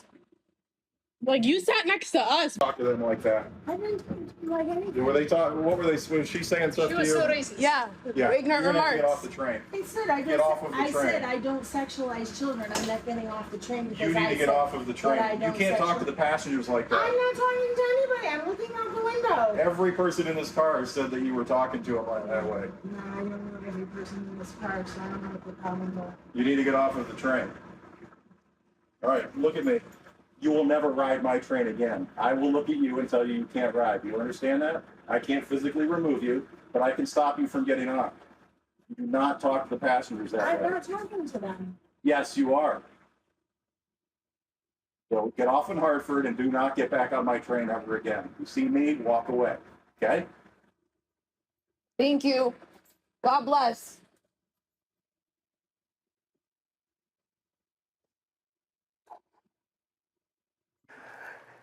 You know, Maze featuring Frankie Beverly got a song called There's That Look in Your Eye. It's a lot of bigotry in that eye. And see, here's what got me. This is the one that I really love to hear, Candace. Her ass was real bold. She was talking with a chest. Before the conductor came, he came, well, I was looking outside the window. I was just enjoying the plants and the trees. This is why I love cameras. We get to show these racist bigots, these Karens, these Beckys, these Margarets, exactly who the hell they are, and the Republican congressman from Arizona saying colored people. And you know, what's so heartwarming is the response, as you said, of that conductor. He was fair, he was forthright, but he made himself plain that this is not going to happen again. You can act like there's some type of parallel universe where you didn't say this, but we've got witness. It's like he was performing a little mini trial. He had witnesses. You know, he came, he gave his opening and closing argument, gave his decision, and she got her punishment. She's not going to be allowed on the train anymore. As he said, if you see me, you better turn around. And I think that was the wonderful part about it, is that you hope somebody will respond that way. Normally we see these videos that go viral and they kind of end up at the same point where somebody's fighting, but you don't often see somebody jump in with authority to come and quash it the way that he did. Joe? It's like Morris Day in Turkout #3. You ain't got to go home, but you got to get the hell out of here. I really appreciated how he came. He was very balanced. And he said, I listen to these folks, and everybody on this train says that you're being a certain way. And it is interesting how she crammed up. She wasn't as strong when he came after her like that. And did the eye thing and everything. I mean, it was fantastic. I appreciated him being an ally that way because it's about making people feel safe. Now, what is this person going to do anyway? She's not, why is her entitlement what it actually is? This just lets you know how folks think. And so I'm really glad that we had that advocate show up in that particular situation, and hopefully that kind of thing can happen more often. Larry?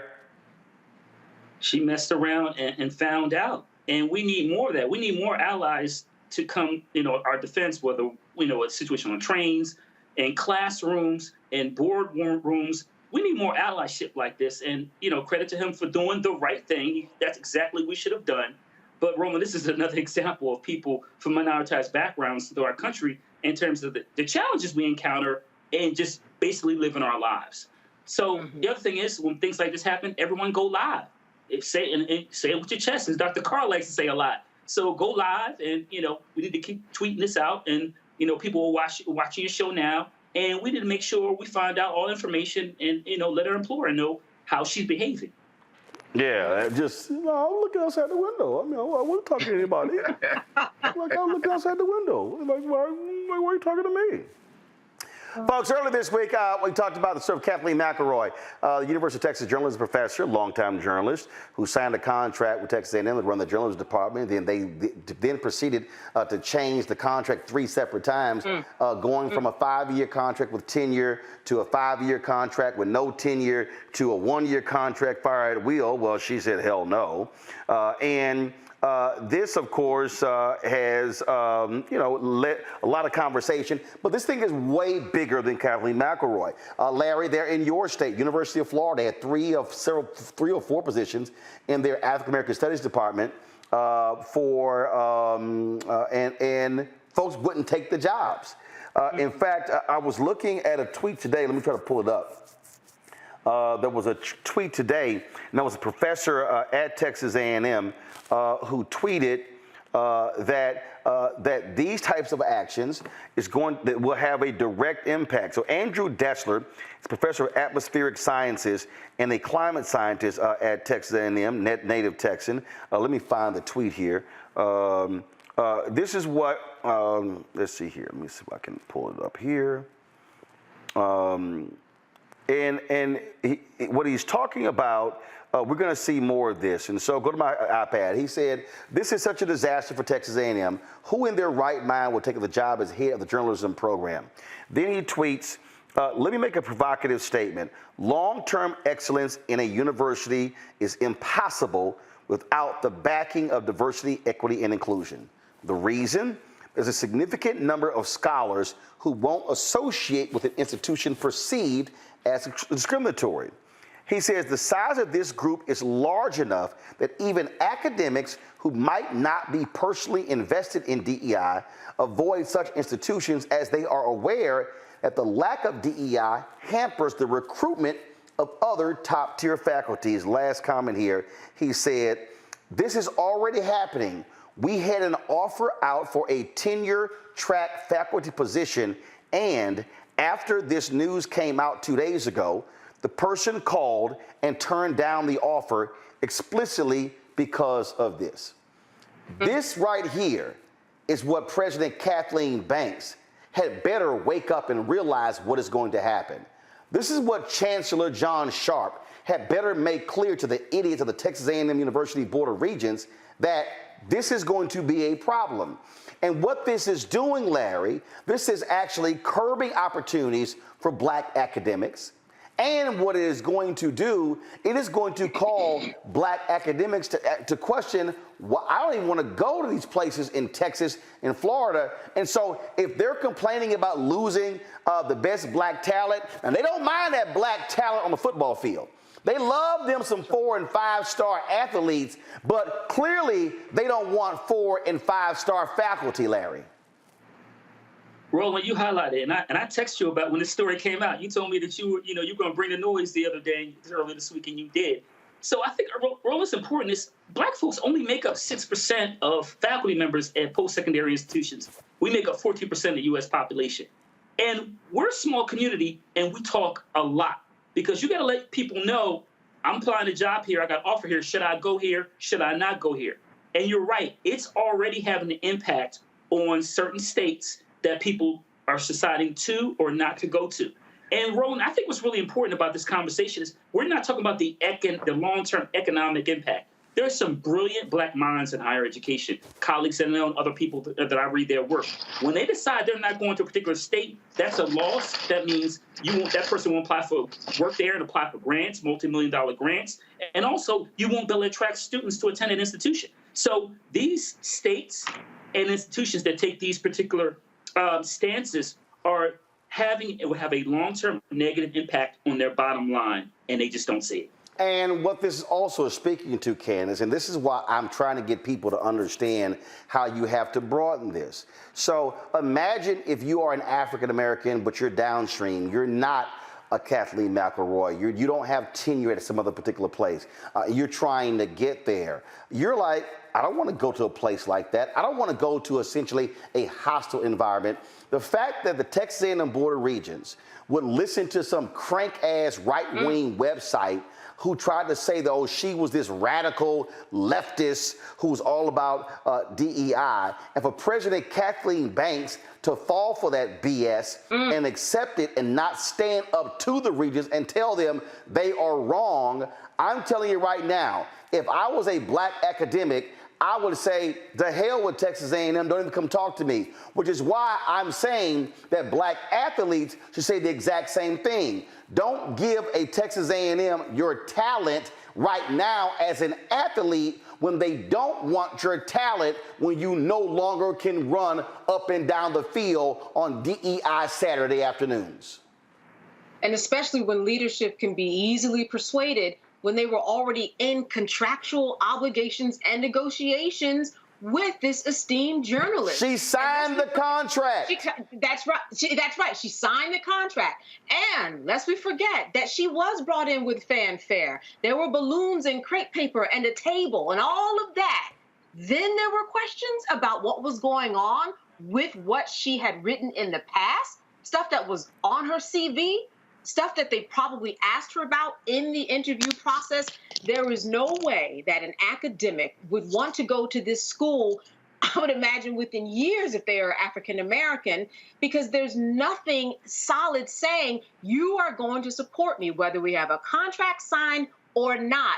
Everything is in flux. This is a woman who was going to this school without tenure. That is unbelievable. When you're someone on her level, you go to a school and they offer you that tenure on a silver platter. It is hard to get. And if you go to a school without tenure, you're going to be facing the same people that persuaded everybody to refuse her to come in. You're going to be facing them on your tenure and application and the board and the process. So all along, you already have signs right now. If you are Black, this isn't the school for you. Not this year, probably not next year, and probably not the next year after. When you look at the Supreme Court decision dealing with affirmative action, when you look at these attacks on DEI in Florida and Texas and all of these southern states, what we're talking about, and I need people to understand what I'm about to say, we are talking about white conservatives today literally trying to limit the economic viability of African Americans for the future.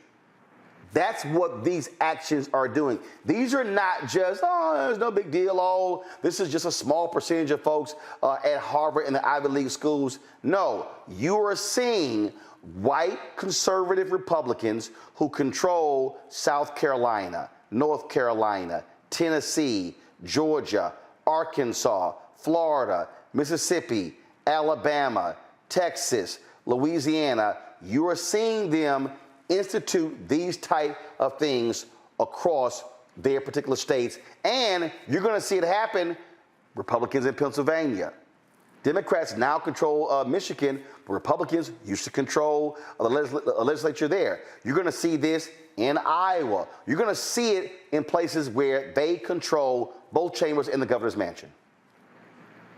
For all the problems universities and colleges have, et cetera, sometimes they can do a little bit better at these things because you're dealing with educated people.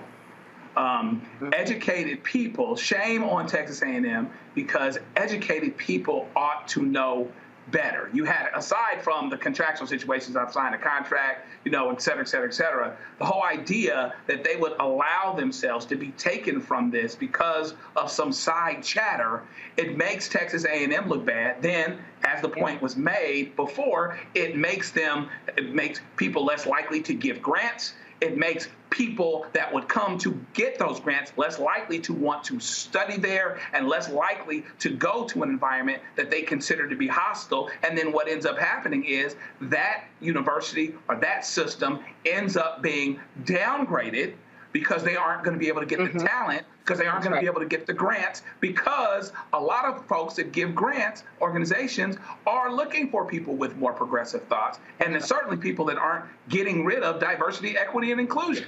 So educated people ought to know better, and we will see what happens here. But at the end of the day, there's going to be a consequence to pay for these folks that decide, because it's DUI, we can have it on Saturday afternoon, but no other time. Let's see if one affects the other and see where they are then. So I make this last point here. I need everybody to understand, because when we talk about the power of voting, I need you to understand that this is a result of that. And that is this here. The last 3 cycles, you saw black voter turnout drop. What that is happening, if we as black people, let me be perfectly clear, because you can listen to these yahoos out here who rant and rave on YouTube, okay, who don't trust this, don't trust that. Those people are stupid.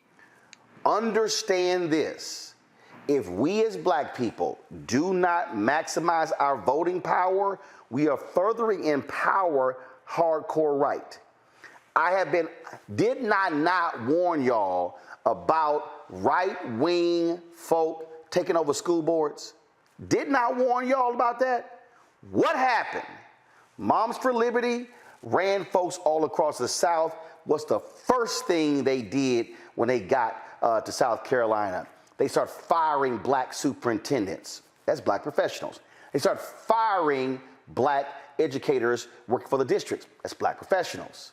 That's somebody's mama, somebody's daddy, somebody's grandmother, somebody's aunt and uncle. I keep telling y'all. So people say, man, voting don't matter. Damn sure did there.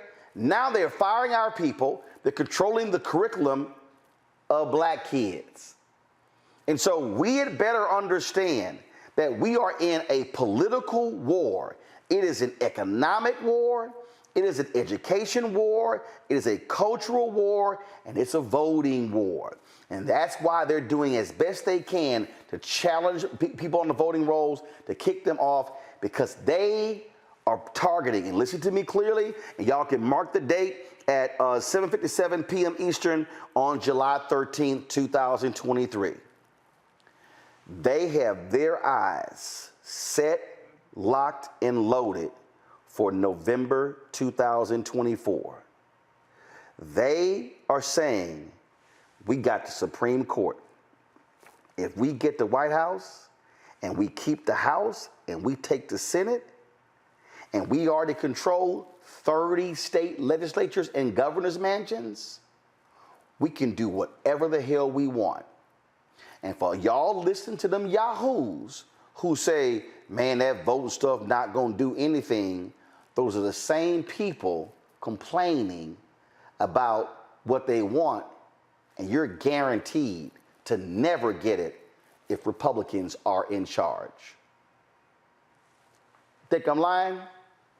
Try it and see what happens after Election Day in 2024. Gonna go to a break. We come back. We're gonna talk about menthol cigarettes. Black people have been targeted for decades of menthol cigarettes. Now there's an effort to try to ban them from the FDA. You're watching Roland Martin Unfiltered on the Black Star Network. For decades, the tobacco industry has deliberately targeted Black communities and kids with marketing for menthol cigarettes. it's had a devastating impact on Black health. Tobacco use claims 45,000 Black lives every year. It's the #1 cause of preventable death. In the 1950s, less than 10% of Black smokers used menthol cigarettes. Today, it's 85%. Ban menthol cigarettes. Save lives. I'm Faraji Muhammad, live from LA. And this is The Culture. The Culture is a two-way conversation. You and me. We talk about the stories, politics, the good, the bad, and the downright ugly. So join our community every day at 3 p.m. Eastern and let your voice be heard. Hey, we're all in this together. So let's talk about it and see what kind of trouble we can get into. It's The Culture. Weekdays at 3, only on the Black Star Network. Hi, my name is Freddie Ricks. I'm from Houston, Texas. My name is Sharon Williams. I'm from Dallas, Texas. Right now, I'm rolling with Roland Martin, unfiltered, uncut, unplugged, and undamn believable. You hear me?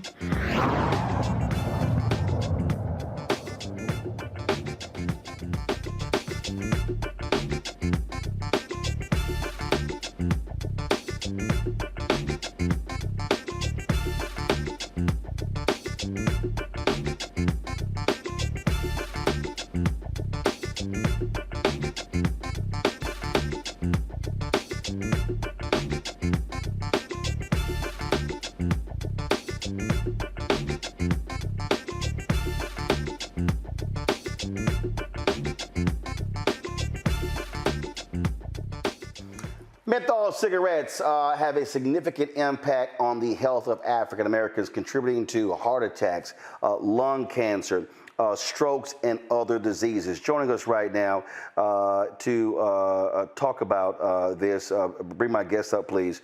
Folks, this is a really important story. Anybody knows I can't stand smoking. So again, want to bring up the guest right now. Give me 1 second here. Mignon Guy, Chair of the Department of African American Studies at Virginia Commonwealth University out of Richmond, Virginia. Let's really break this thing down. People don't understand. There's a direct intersection of Black-owned media and menthol cigarettes. Explain. Well, Black-owned media and a multitude of other organizations as well.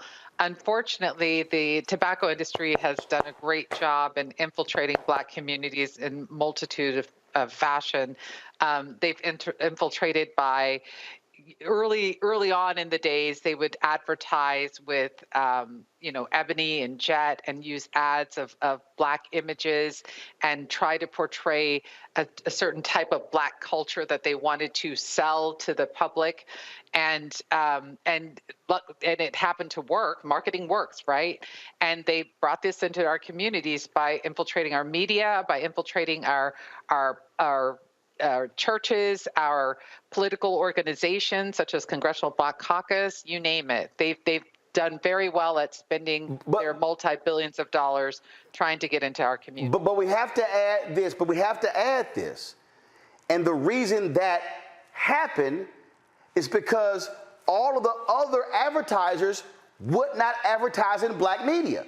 So as a result, if you were Ebony, if you were Jet, if you were Black newspapers, if you were Black-owned radio, all these other companies would not advertise in Black-owned media. And I dare say, and I know people may think this is crazy, without this advertising, a lot of Black-owned media would have died. And that was the dilemma that Black-owned media was in. And that is, cigarettes, because at that time, you couldn't do alcohol. So it's kind of like, look, they were coming there, and I remember full page ads in Ebony. That's right. Full page ads in Jet, when other folks, car companies and other brands would not touch Black-owned media. That's right. That's right. They exploited. I mean, they were very good at exploiting vulnerabilities in the Black community, right?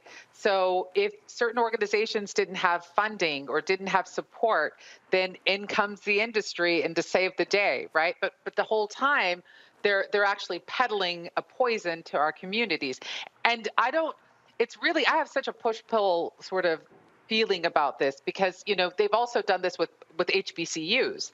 They've funded HBCUs and given them money and support because they don't get enough money from Congress or they don't give enough money from the federal government in order to survive and in order to serve our students the way that we need them to. So in comes the tobacco industry to come save the day, but it's at too great of a cost. It's at a cost of 45,000 lives every year.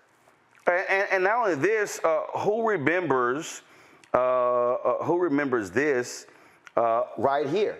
That you see right here. Now, right. Again, I need everybody to understand, when you hear the phrase cool jazz festival, you're thinking, oh shit, this cool. No. This is what they were advertising, the cool filters. Right. When you Newport, same thing. You think Newport Jazz Festival, you think no. Newports.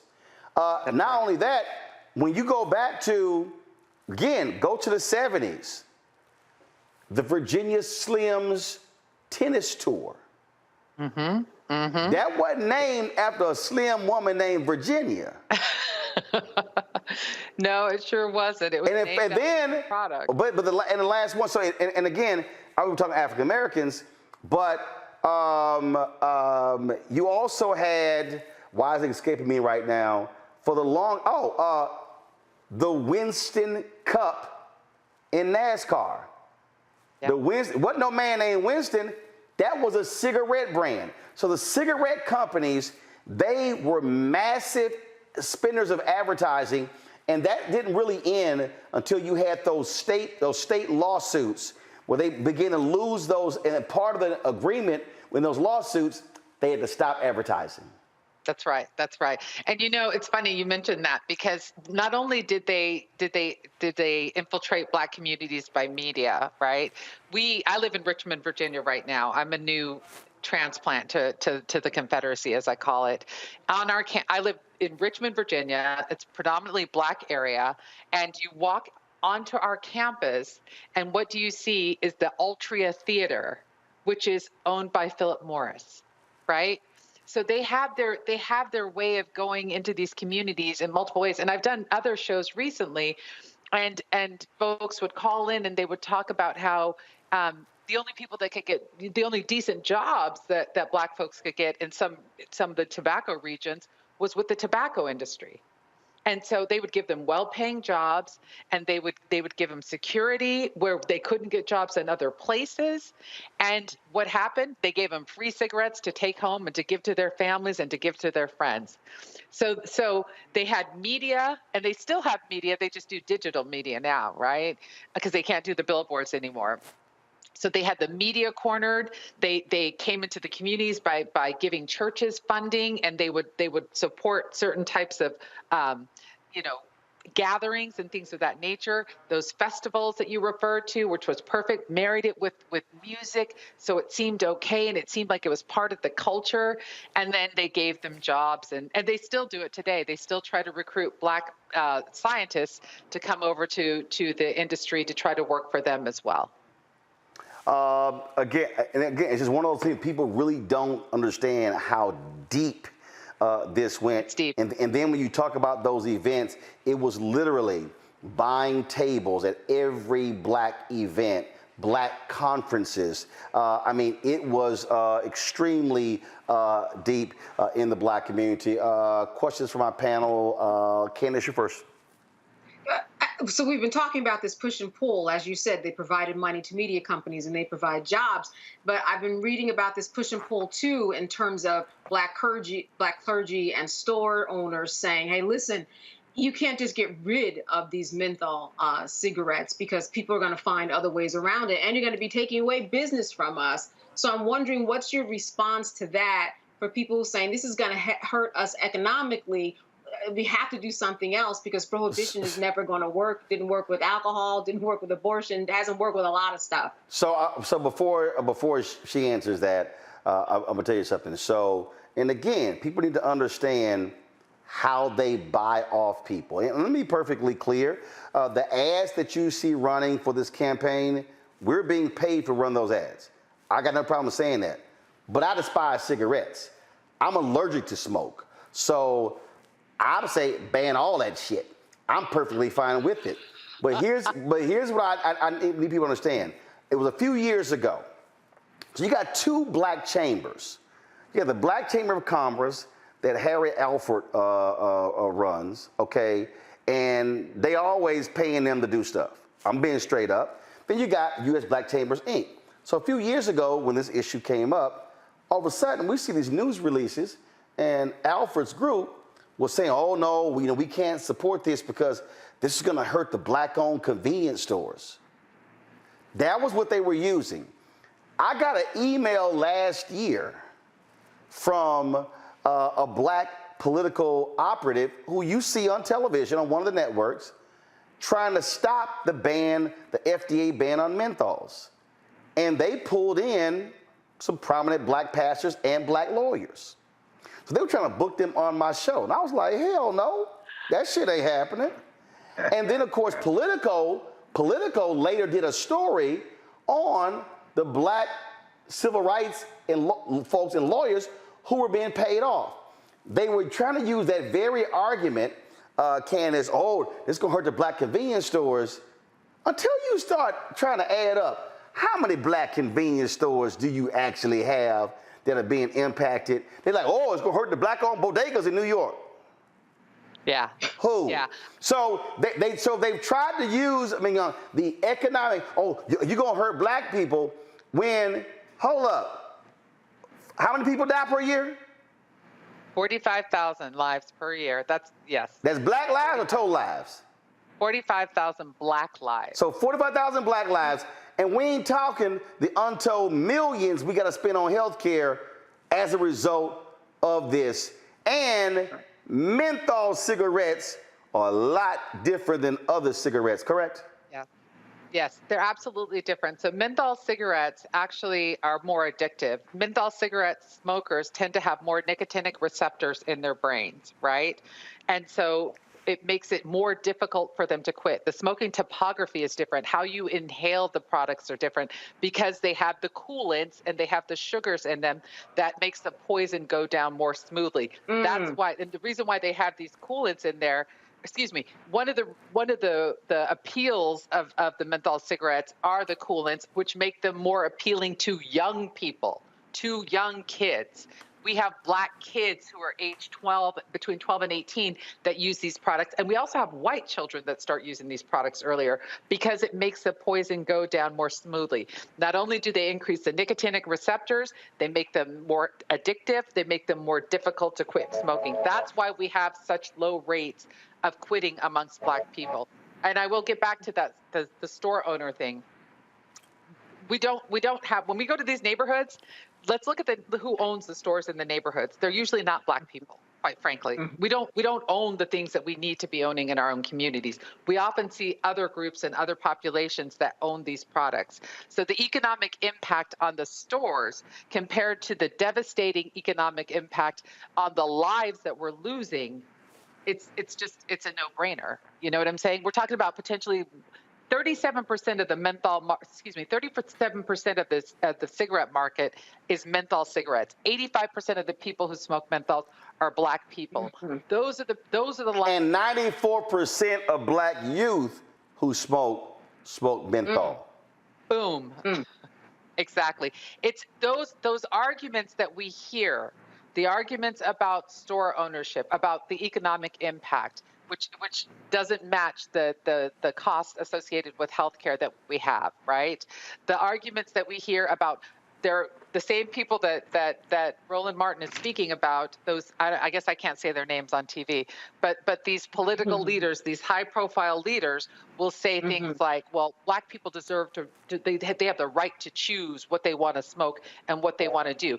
They're not accounting for those 90% of the youth that Roland referred to. They're not accounting for the exposure to youth that by secondhand smoke, because Black populations unfortunately have the lowest rates of in-home smoking bans. So when we have children that are exposed to these products, they also have nicotinic receptors that are producing in their brains, and so they're more likely to smoke. And let's not miss the fact that what do we have in terms of mortality for children, Black children in particular? It's asthma, right? We have asthma issues. Those kids are exposed to this smoke, and therefore they have higher rates of hospitalization and death associated with their exacerbated asthma that is complicated by this menthol cigarette smoking. I remember when we first started this show, again, I need everybody watching to understand, when we first started Roland Martin Unfiltered, we had one advertiser, the American Federation of State, County Municipal Employees, thanks to my frat brother, Lee Saunders. Do you know who all of a sudden wanted to advertise with us? Jewel. Ooh. Not Jewel Osco Grocers, not a jewelry store. Jewel. They had the flavored vapes, correct? That's right. They have flavored. So they came to us and was trying to throw some serious money, and my response was, y'all can kiss my ass. Thank you. Because you know what? Other people did not. There are, who will remain nameless, there is at least one HBCU that took $7.5 million of money from Juul in order to study Juul in Black populations before Black people were actually using that product. Do you think that they were doing that for the good of the community? Wow. Larry, your question. Yeah, so we essentially have, based on this conversation in all the research, this intersection of public health and capitalism, right? Racial capitalism. Racial capitalism, right? Racial capitalism. Yeah, let's be clear about that. So, and on top of that, it's during a time of anti-Blackness. So all these Black people are dying. We're talking about how much money it costs, obviously healthcare, and also the counters, as Roland talked about, in terms of what it costs Black entrepreneurs. And so I was curious in terms of what you think the argument is, considering racial capitalism, public health, and anti-Blackness. What is the argument you make to policymakers about why this is an important issue? The fact that menthol is in our neighborhoods. Let's make it very clear. The tobacco industry, as I'm a chair of Black Studies, right? The tobacco industry was studying Black communities. Thank you for showing this. The tobacco industry was studying Black communities before my discipline even existed. They were looking at the woes and the lack of civil rights and all of the oppression that was happening in these communities.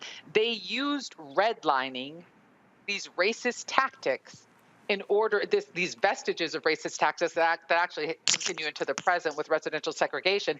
They used these racist maps that the federal government gave them in order to target Black communities and sell these products.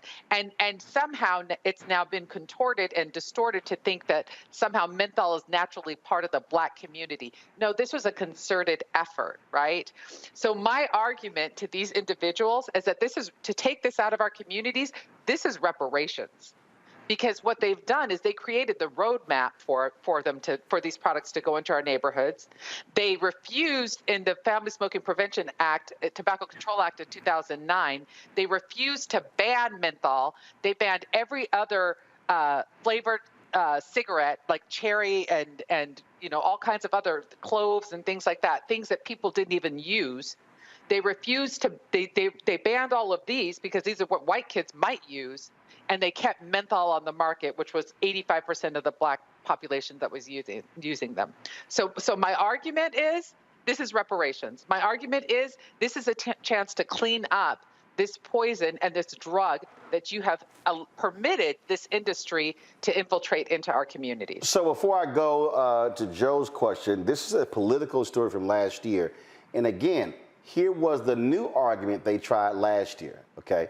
They tried last year to say, oh, that this is going to lead to over-policing of black communities. And so this was April 28th, 2022. So concerns about over-policing threaten to stall a ban on menthol cigarettes and undermine the major tobacco regulation a decade in the making.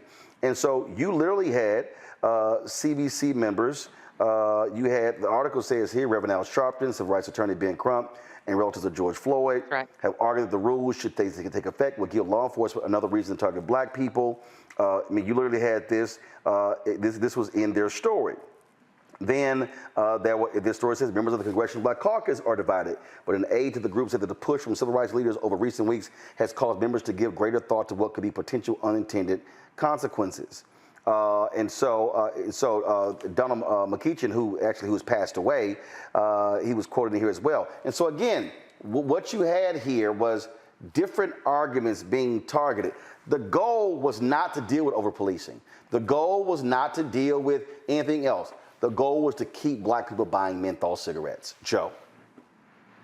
There is so much to know and to learn about this. I like to think I'm somebody that pays attention to the issue, but this has been very educational for me.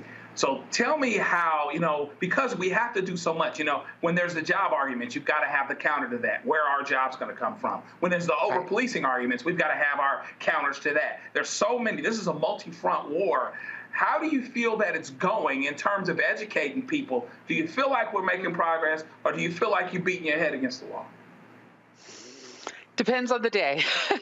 I think that having platforms such as this is really important. It's critically important. Being able to, most of the arguments that have been presented today and the ones that were in the news, such as the hyper-policing and over-policing in black and brown communities, which is another topic, and I do want to make sure that I acknowledge the fact that police brutality and hyper-policing and over-policing is an issue. If I could have a moment just to clear it up to your audience, because I really want to address this. This ban is potentially, the potential ban, because I'm not even sure that they'll even do right by us and actually do what they should and ban it. The ban is at the manufacturer's level. It is at the manufacturer, the wholesaler, the distributor, and the retailer. It is not at the individual unit of analysis. It is not for a black person that if they happen to get a menthol cigarette somehow that is smoking it, that has no effect on them, right? So the argument of policing is a little bit problematic simply because of the fact that the ban is at the industry and those who are selling it, not at the people who may get their hands on it, right? That's the first thing that I wanted to say. The second thing is that I'm concerned about the thought that we can't do both. How come, we want to talk about save black lives against police brutality, but we don't want to save black lungs when it comes to cigarettes and cancer and every other disease, actually, because cigarettes actually affect every organ in the body. And we know that black people have more comorbidities than anyone else, right? So we can't save both lives in both cases. You know what I'm saying? Does it have to be an and or? Can't it be a both and? Can we actually deal with corrupt policing and racist police officers that do exist? And can we also save the lives of children and adults that use these products, that are addicted to these products, that we don't even have good evidence-based practices to help them quit, right? So it's not like people always want to say to me, well, Mignon, if people want to quit smoking menthol cigarettes, they'll just quit. No. Menthol cigarettes are much harder to quit. Right. That's another reason why we have to ban this product. It should not be on the market because we don't even have decent evidence-based practices in order to help people quit appropriately. I'm going to read this, and I'm going to get a final comment because this was a political story, y'all, last year. And Mignon addressed it earlier. A 2021 study found that although black Americans make up 12% of the population, 13%, they incurred 41% of all deaths and 50% of the years of life lost due to menthol cigarettes between 1980 and 2018. Let me say that again. We make up 12 to 13% of the population. But of the people who die to menthol cigarettes, we make up 41% of the deaths and 50% of the years of life lost. Years of life lost means income lost, family time lost. That has a direct impact on our ability to create wealth. That actually makes it even more economically difficult on our families because we're dying younger. And while we are then dying because of that, we're incurring higher medical costs, putting our folks in more economic danger as well. So that's right. Folks need to understand that. Candace asked the point earlier, in her question, and isn't it correct? Because again, for the people who say, because I think she asked, people are going to say, oh, they can always get this here. There was a dramatic decrease when those lawsuits were successful when it came to folks smoking. And the reality is the tobacco industry, the reason they went to the vapes and the flavored stuff, because people actually stopped smoking when the bans went into effect, correct? That's right. That's right. That's right. And we also see in Canada, Canada has already banned menthol cigarettes. Other countries have banned menthol cigarettes. You know, we are holding on to it because we have menthol cigarettes are 37% of the market, 85% of the black people who smoke menthol. We're throwaways in this country. Boom. Right? But we're throwaways in this country. They left us on the table in 2009, and if we give them the opportunity, they'll leave us on the table again. Right? And yes, people will quit. When you talk to smokers, I study tobacco. When you speak, and I'm a former smoker, so I can even speak from that viewpoint, that vantage point. When you Ooh, Lord, thank God you a former smoker, because we couldn't get along if you were smoking. Go ahead, I'm sorry. No, but hey, come on, it's a folly of youth. So, but when you speak to smokers, the vast majority of people who smoke want to quit. They want to quit, right? So we're not talking about imposing something on them that they don't already want. The vast majority want to quit. It's very difficult. It's very hard. It's harder to quit smoking cigarettes than it is to quit heroin. This is a fact.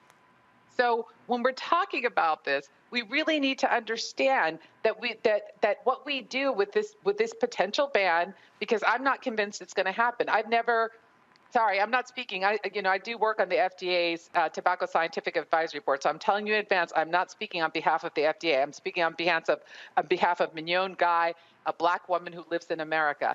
And I have very rarely seen the federal government do right by black people, which is why I call this reparations, because this is a time for them to get it right. And one more thing I want to say to you before we wrap up. One thing that we have to be really cognizant of is there's so much counter-market, there's so much misinformation and disinformation that the industry is putting out right now.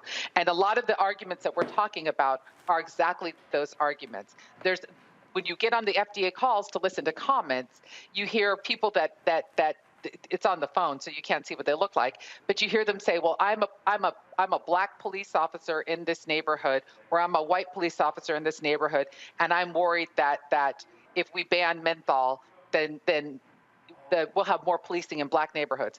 When have you ever heard a police officer say that they are worried about hyper-policing, police brutality, and over-policing in black neighborhoods? These people are being paid. These people are being paid. And the industry it's a multi-billion-dollar industry. They have a lot of money to pay these people. Yep. Right? We already know that they paid black people in California to vote against, to go protest against the ban that they, thank God, got through in California. Yep. But there was already an ad out that showed that they were getting paid $80 an hour for 2.5 hours of work to get black people to come out with T-shirts, almost looking like the ones that were like, blacks vote for Trump, right? To vote against the ban on menthol.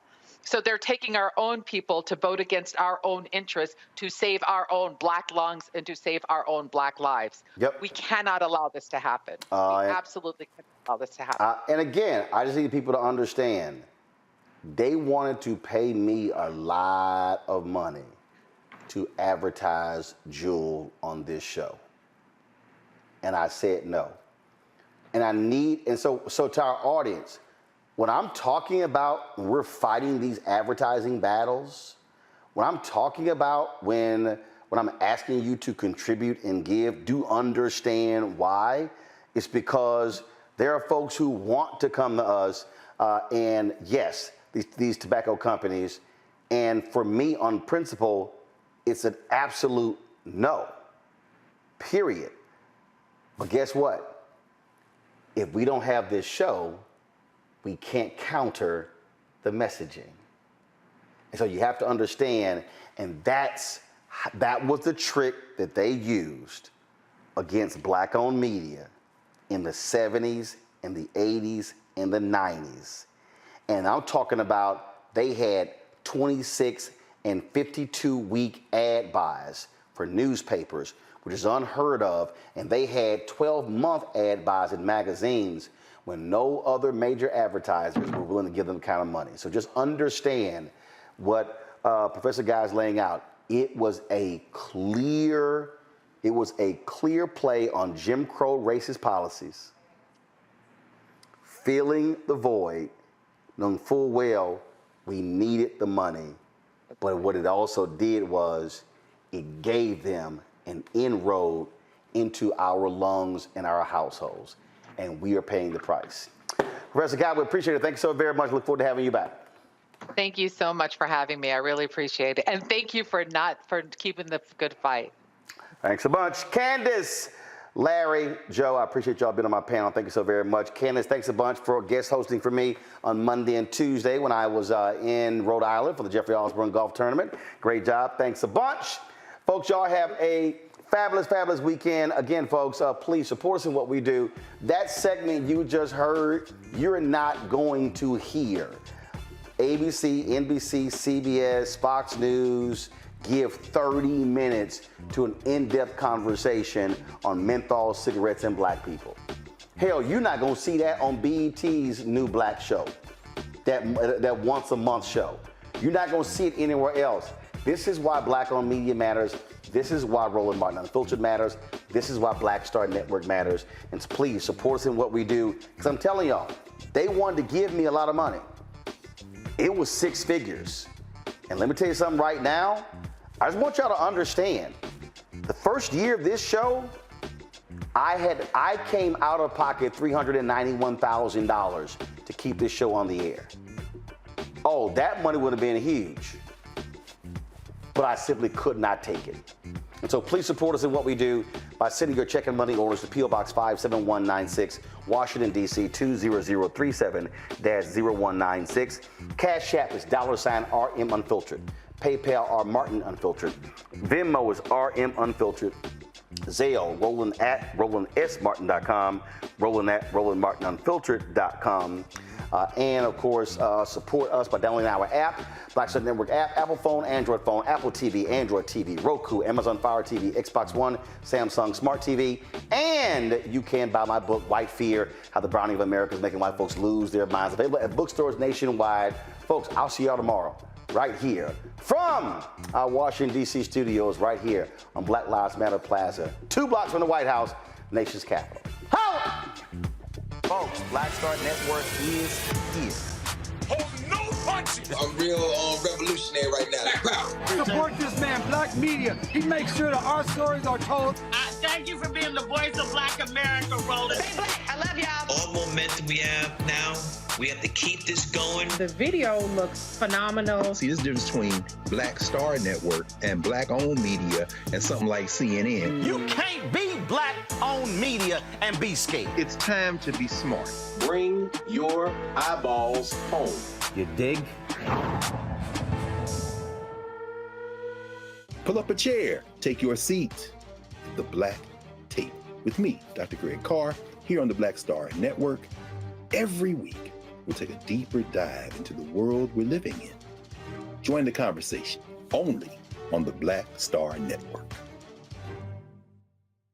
Hi, I'm Dr. Jackie Hood Martin, and I have a question for you. Ever feel as if your life is teetering and the weight and pressure of the world is consistently on your shoulders? Well, let me tell you, living a balanced life isn't easy. Join me each Tuesday on Black Star Network for A Balanced Life with Dr. Jackie. We're all impacted by the culture, whether we know it or not. From politics to music and entertainment, it's a huge part of our lives, and we're going to talk about it every day right here on The Culture with me, Faraji Muhammad, only on the Black Star Network. I'm Deborah Owens, America's Wealth Coach, and my new show, Get Wealthy, focuses on the things that your financial advisor and bank isn't telling you, but you absolutely need to know. So watch Get Wealthy on the Black Star Network.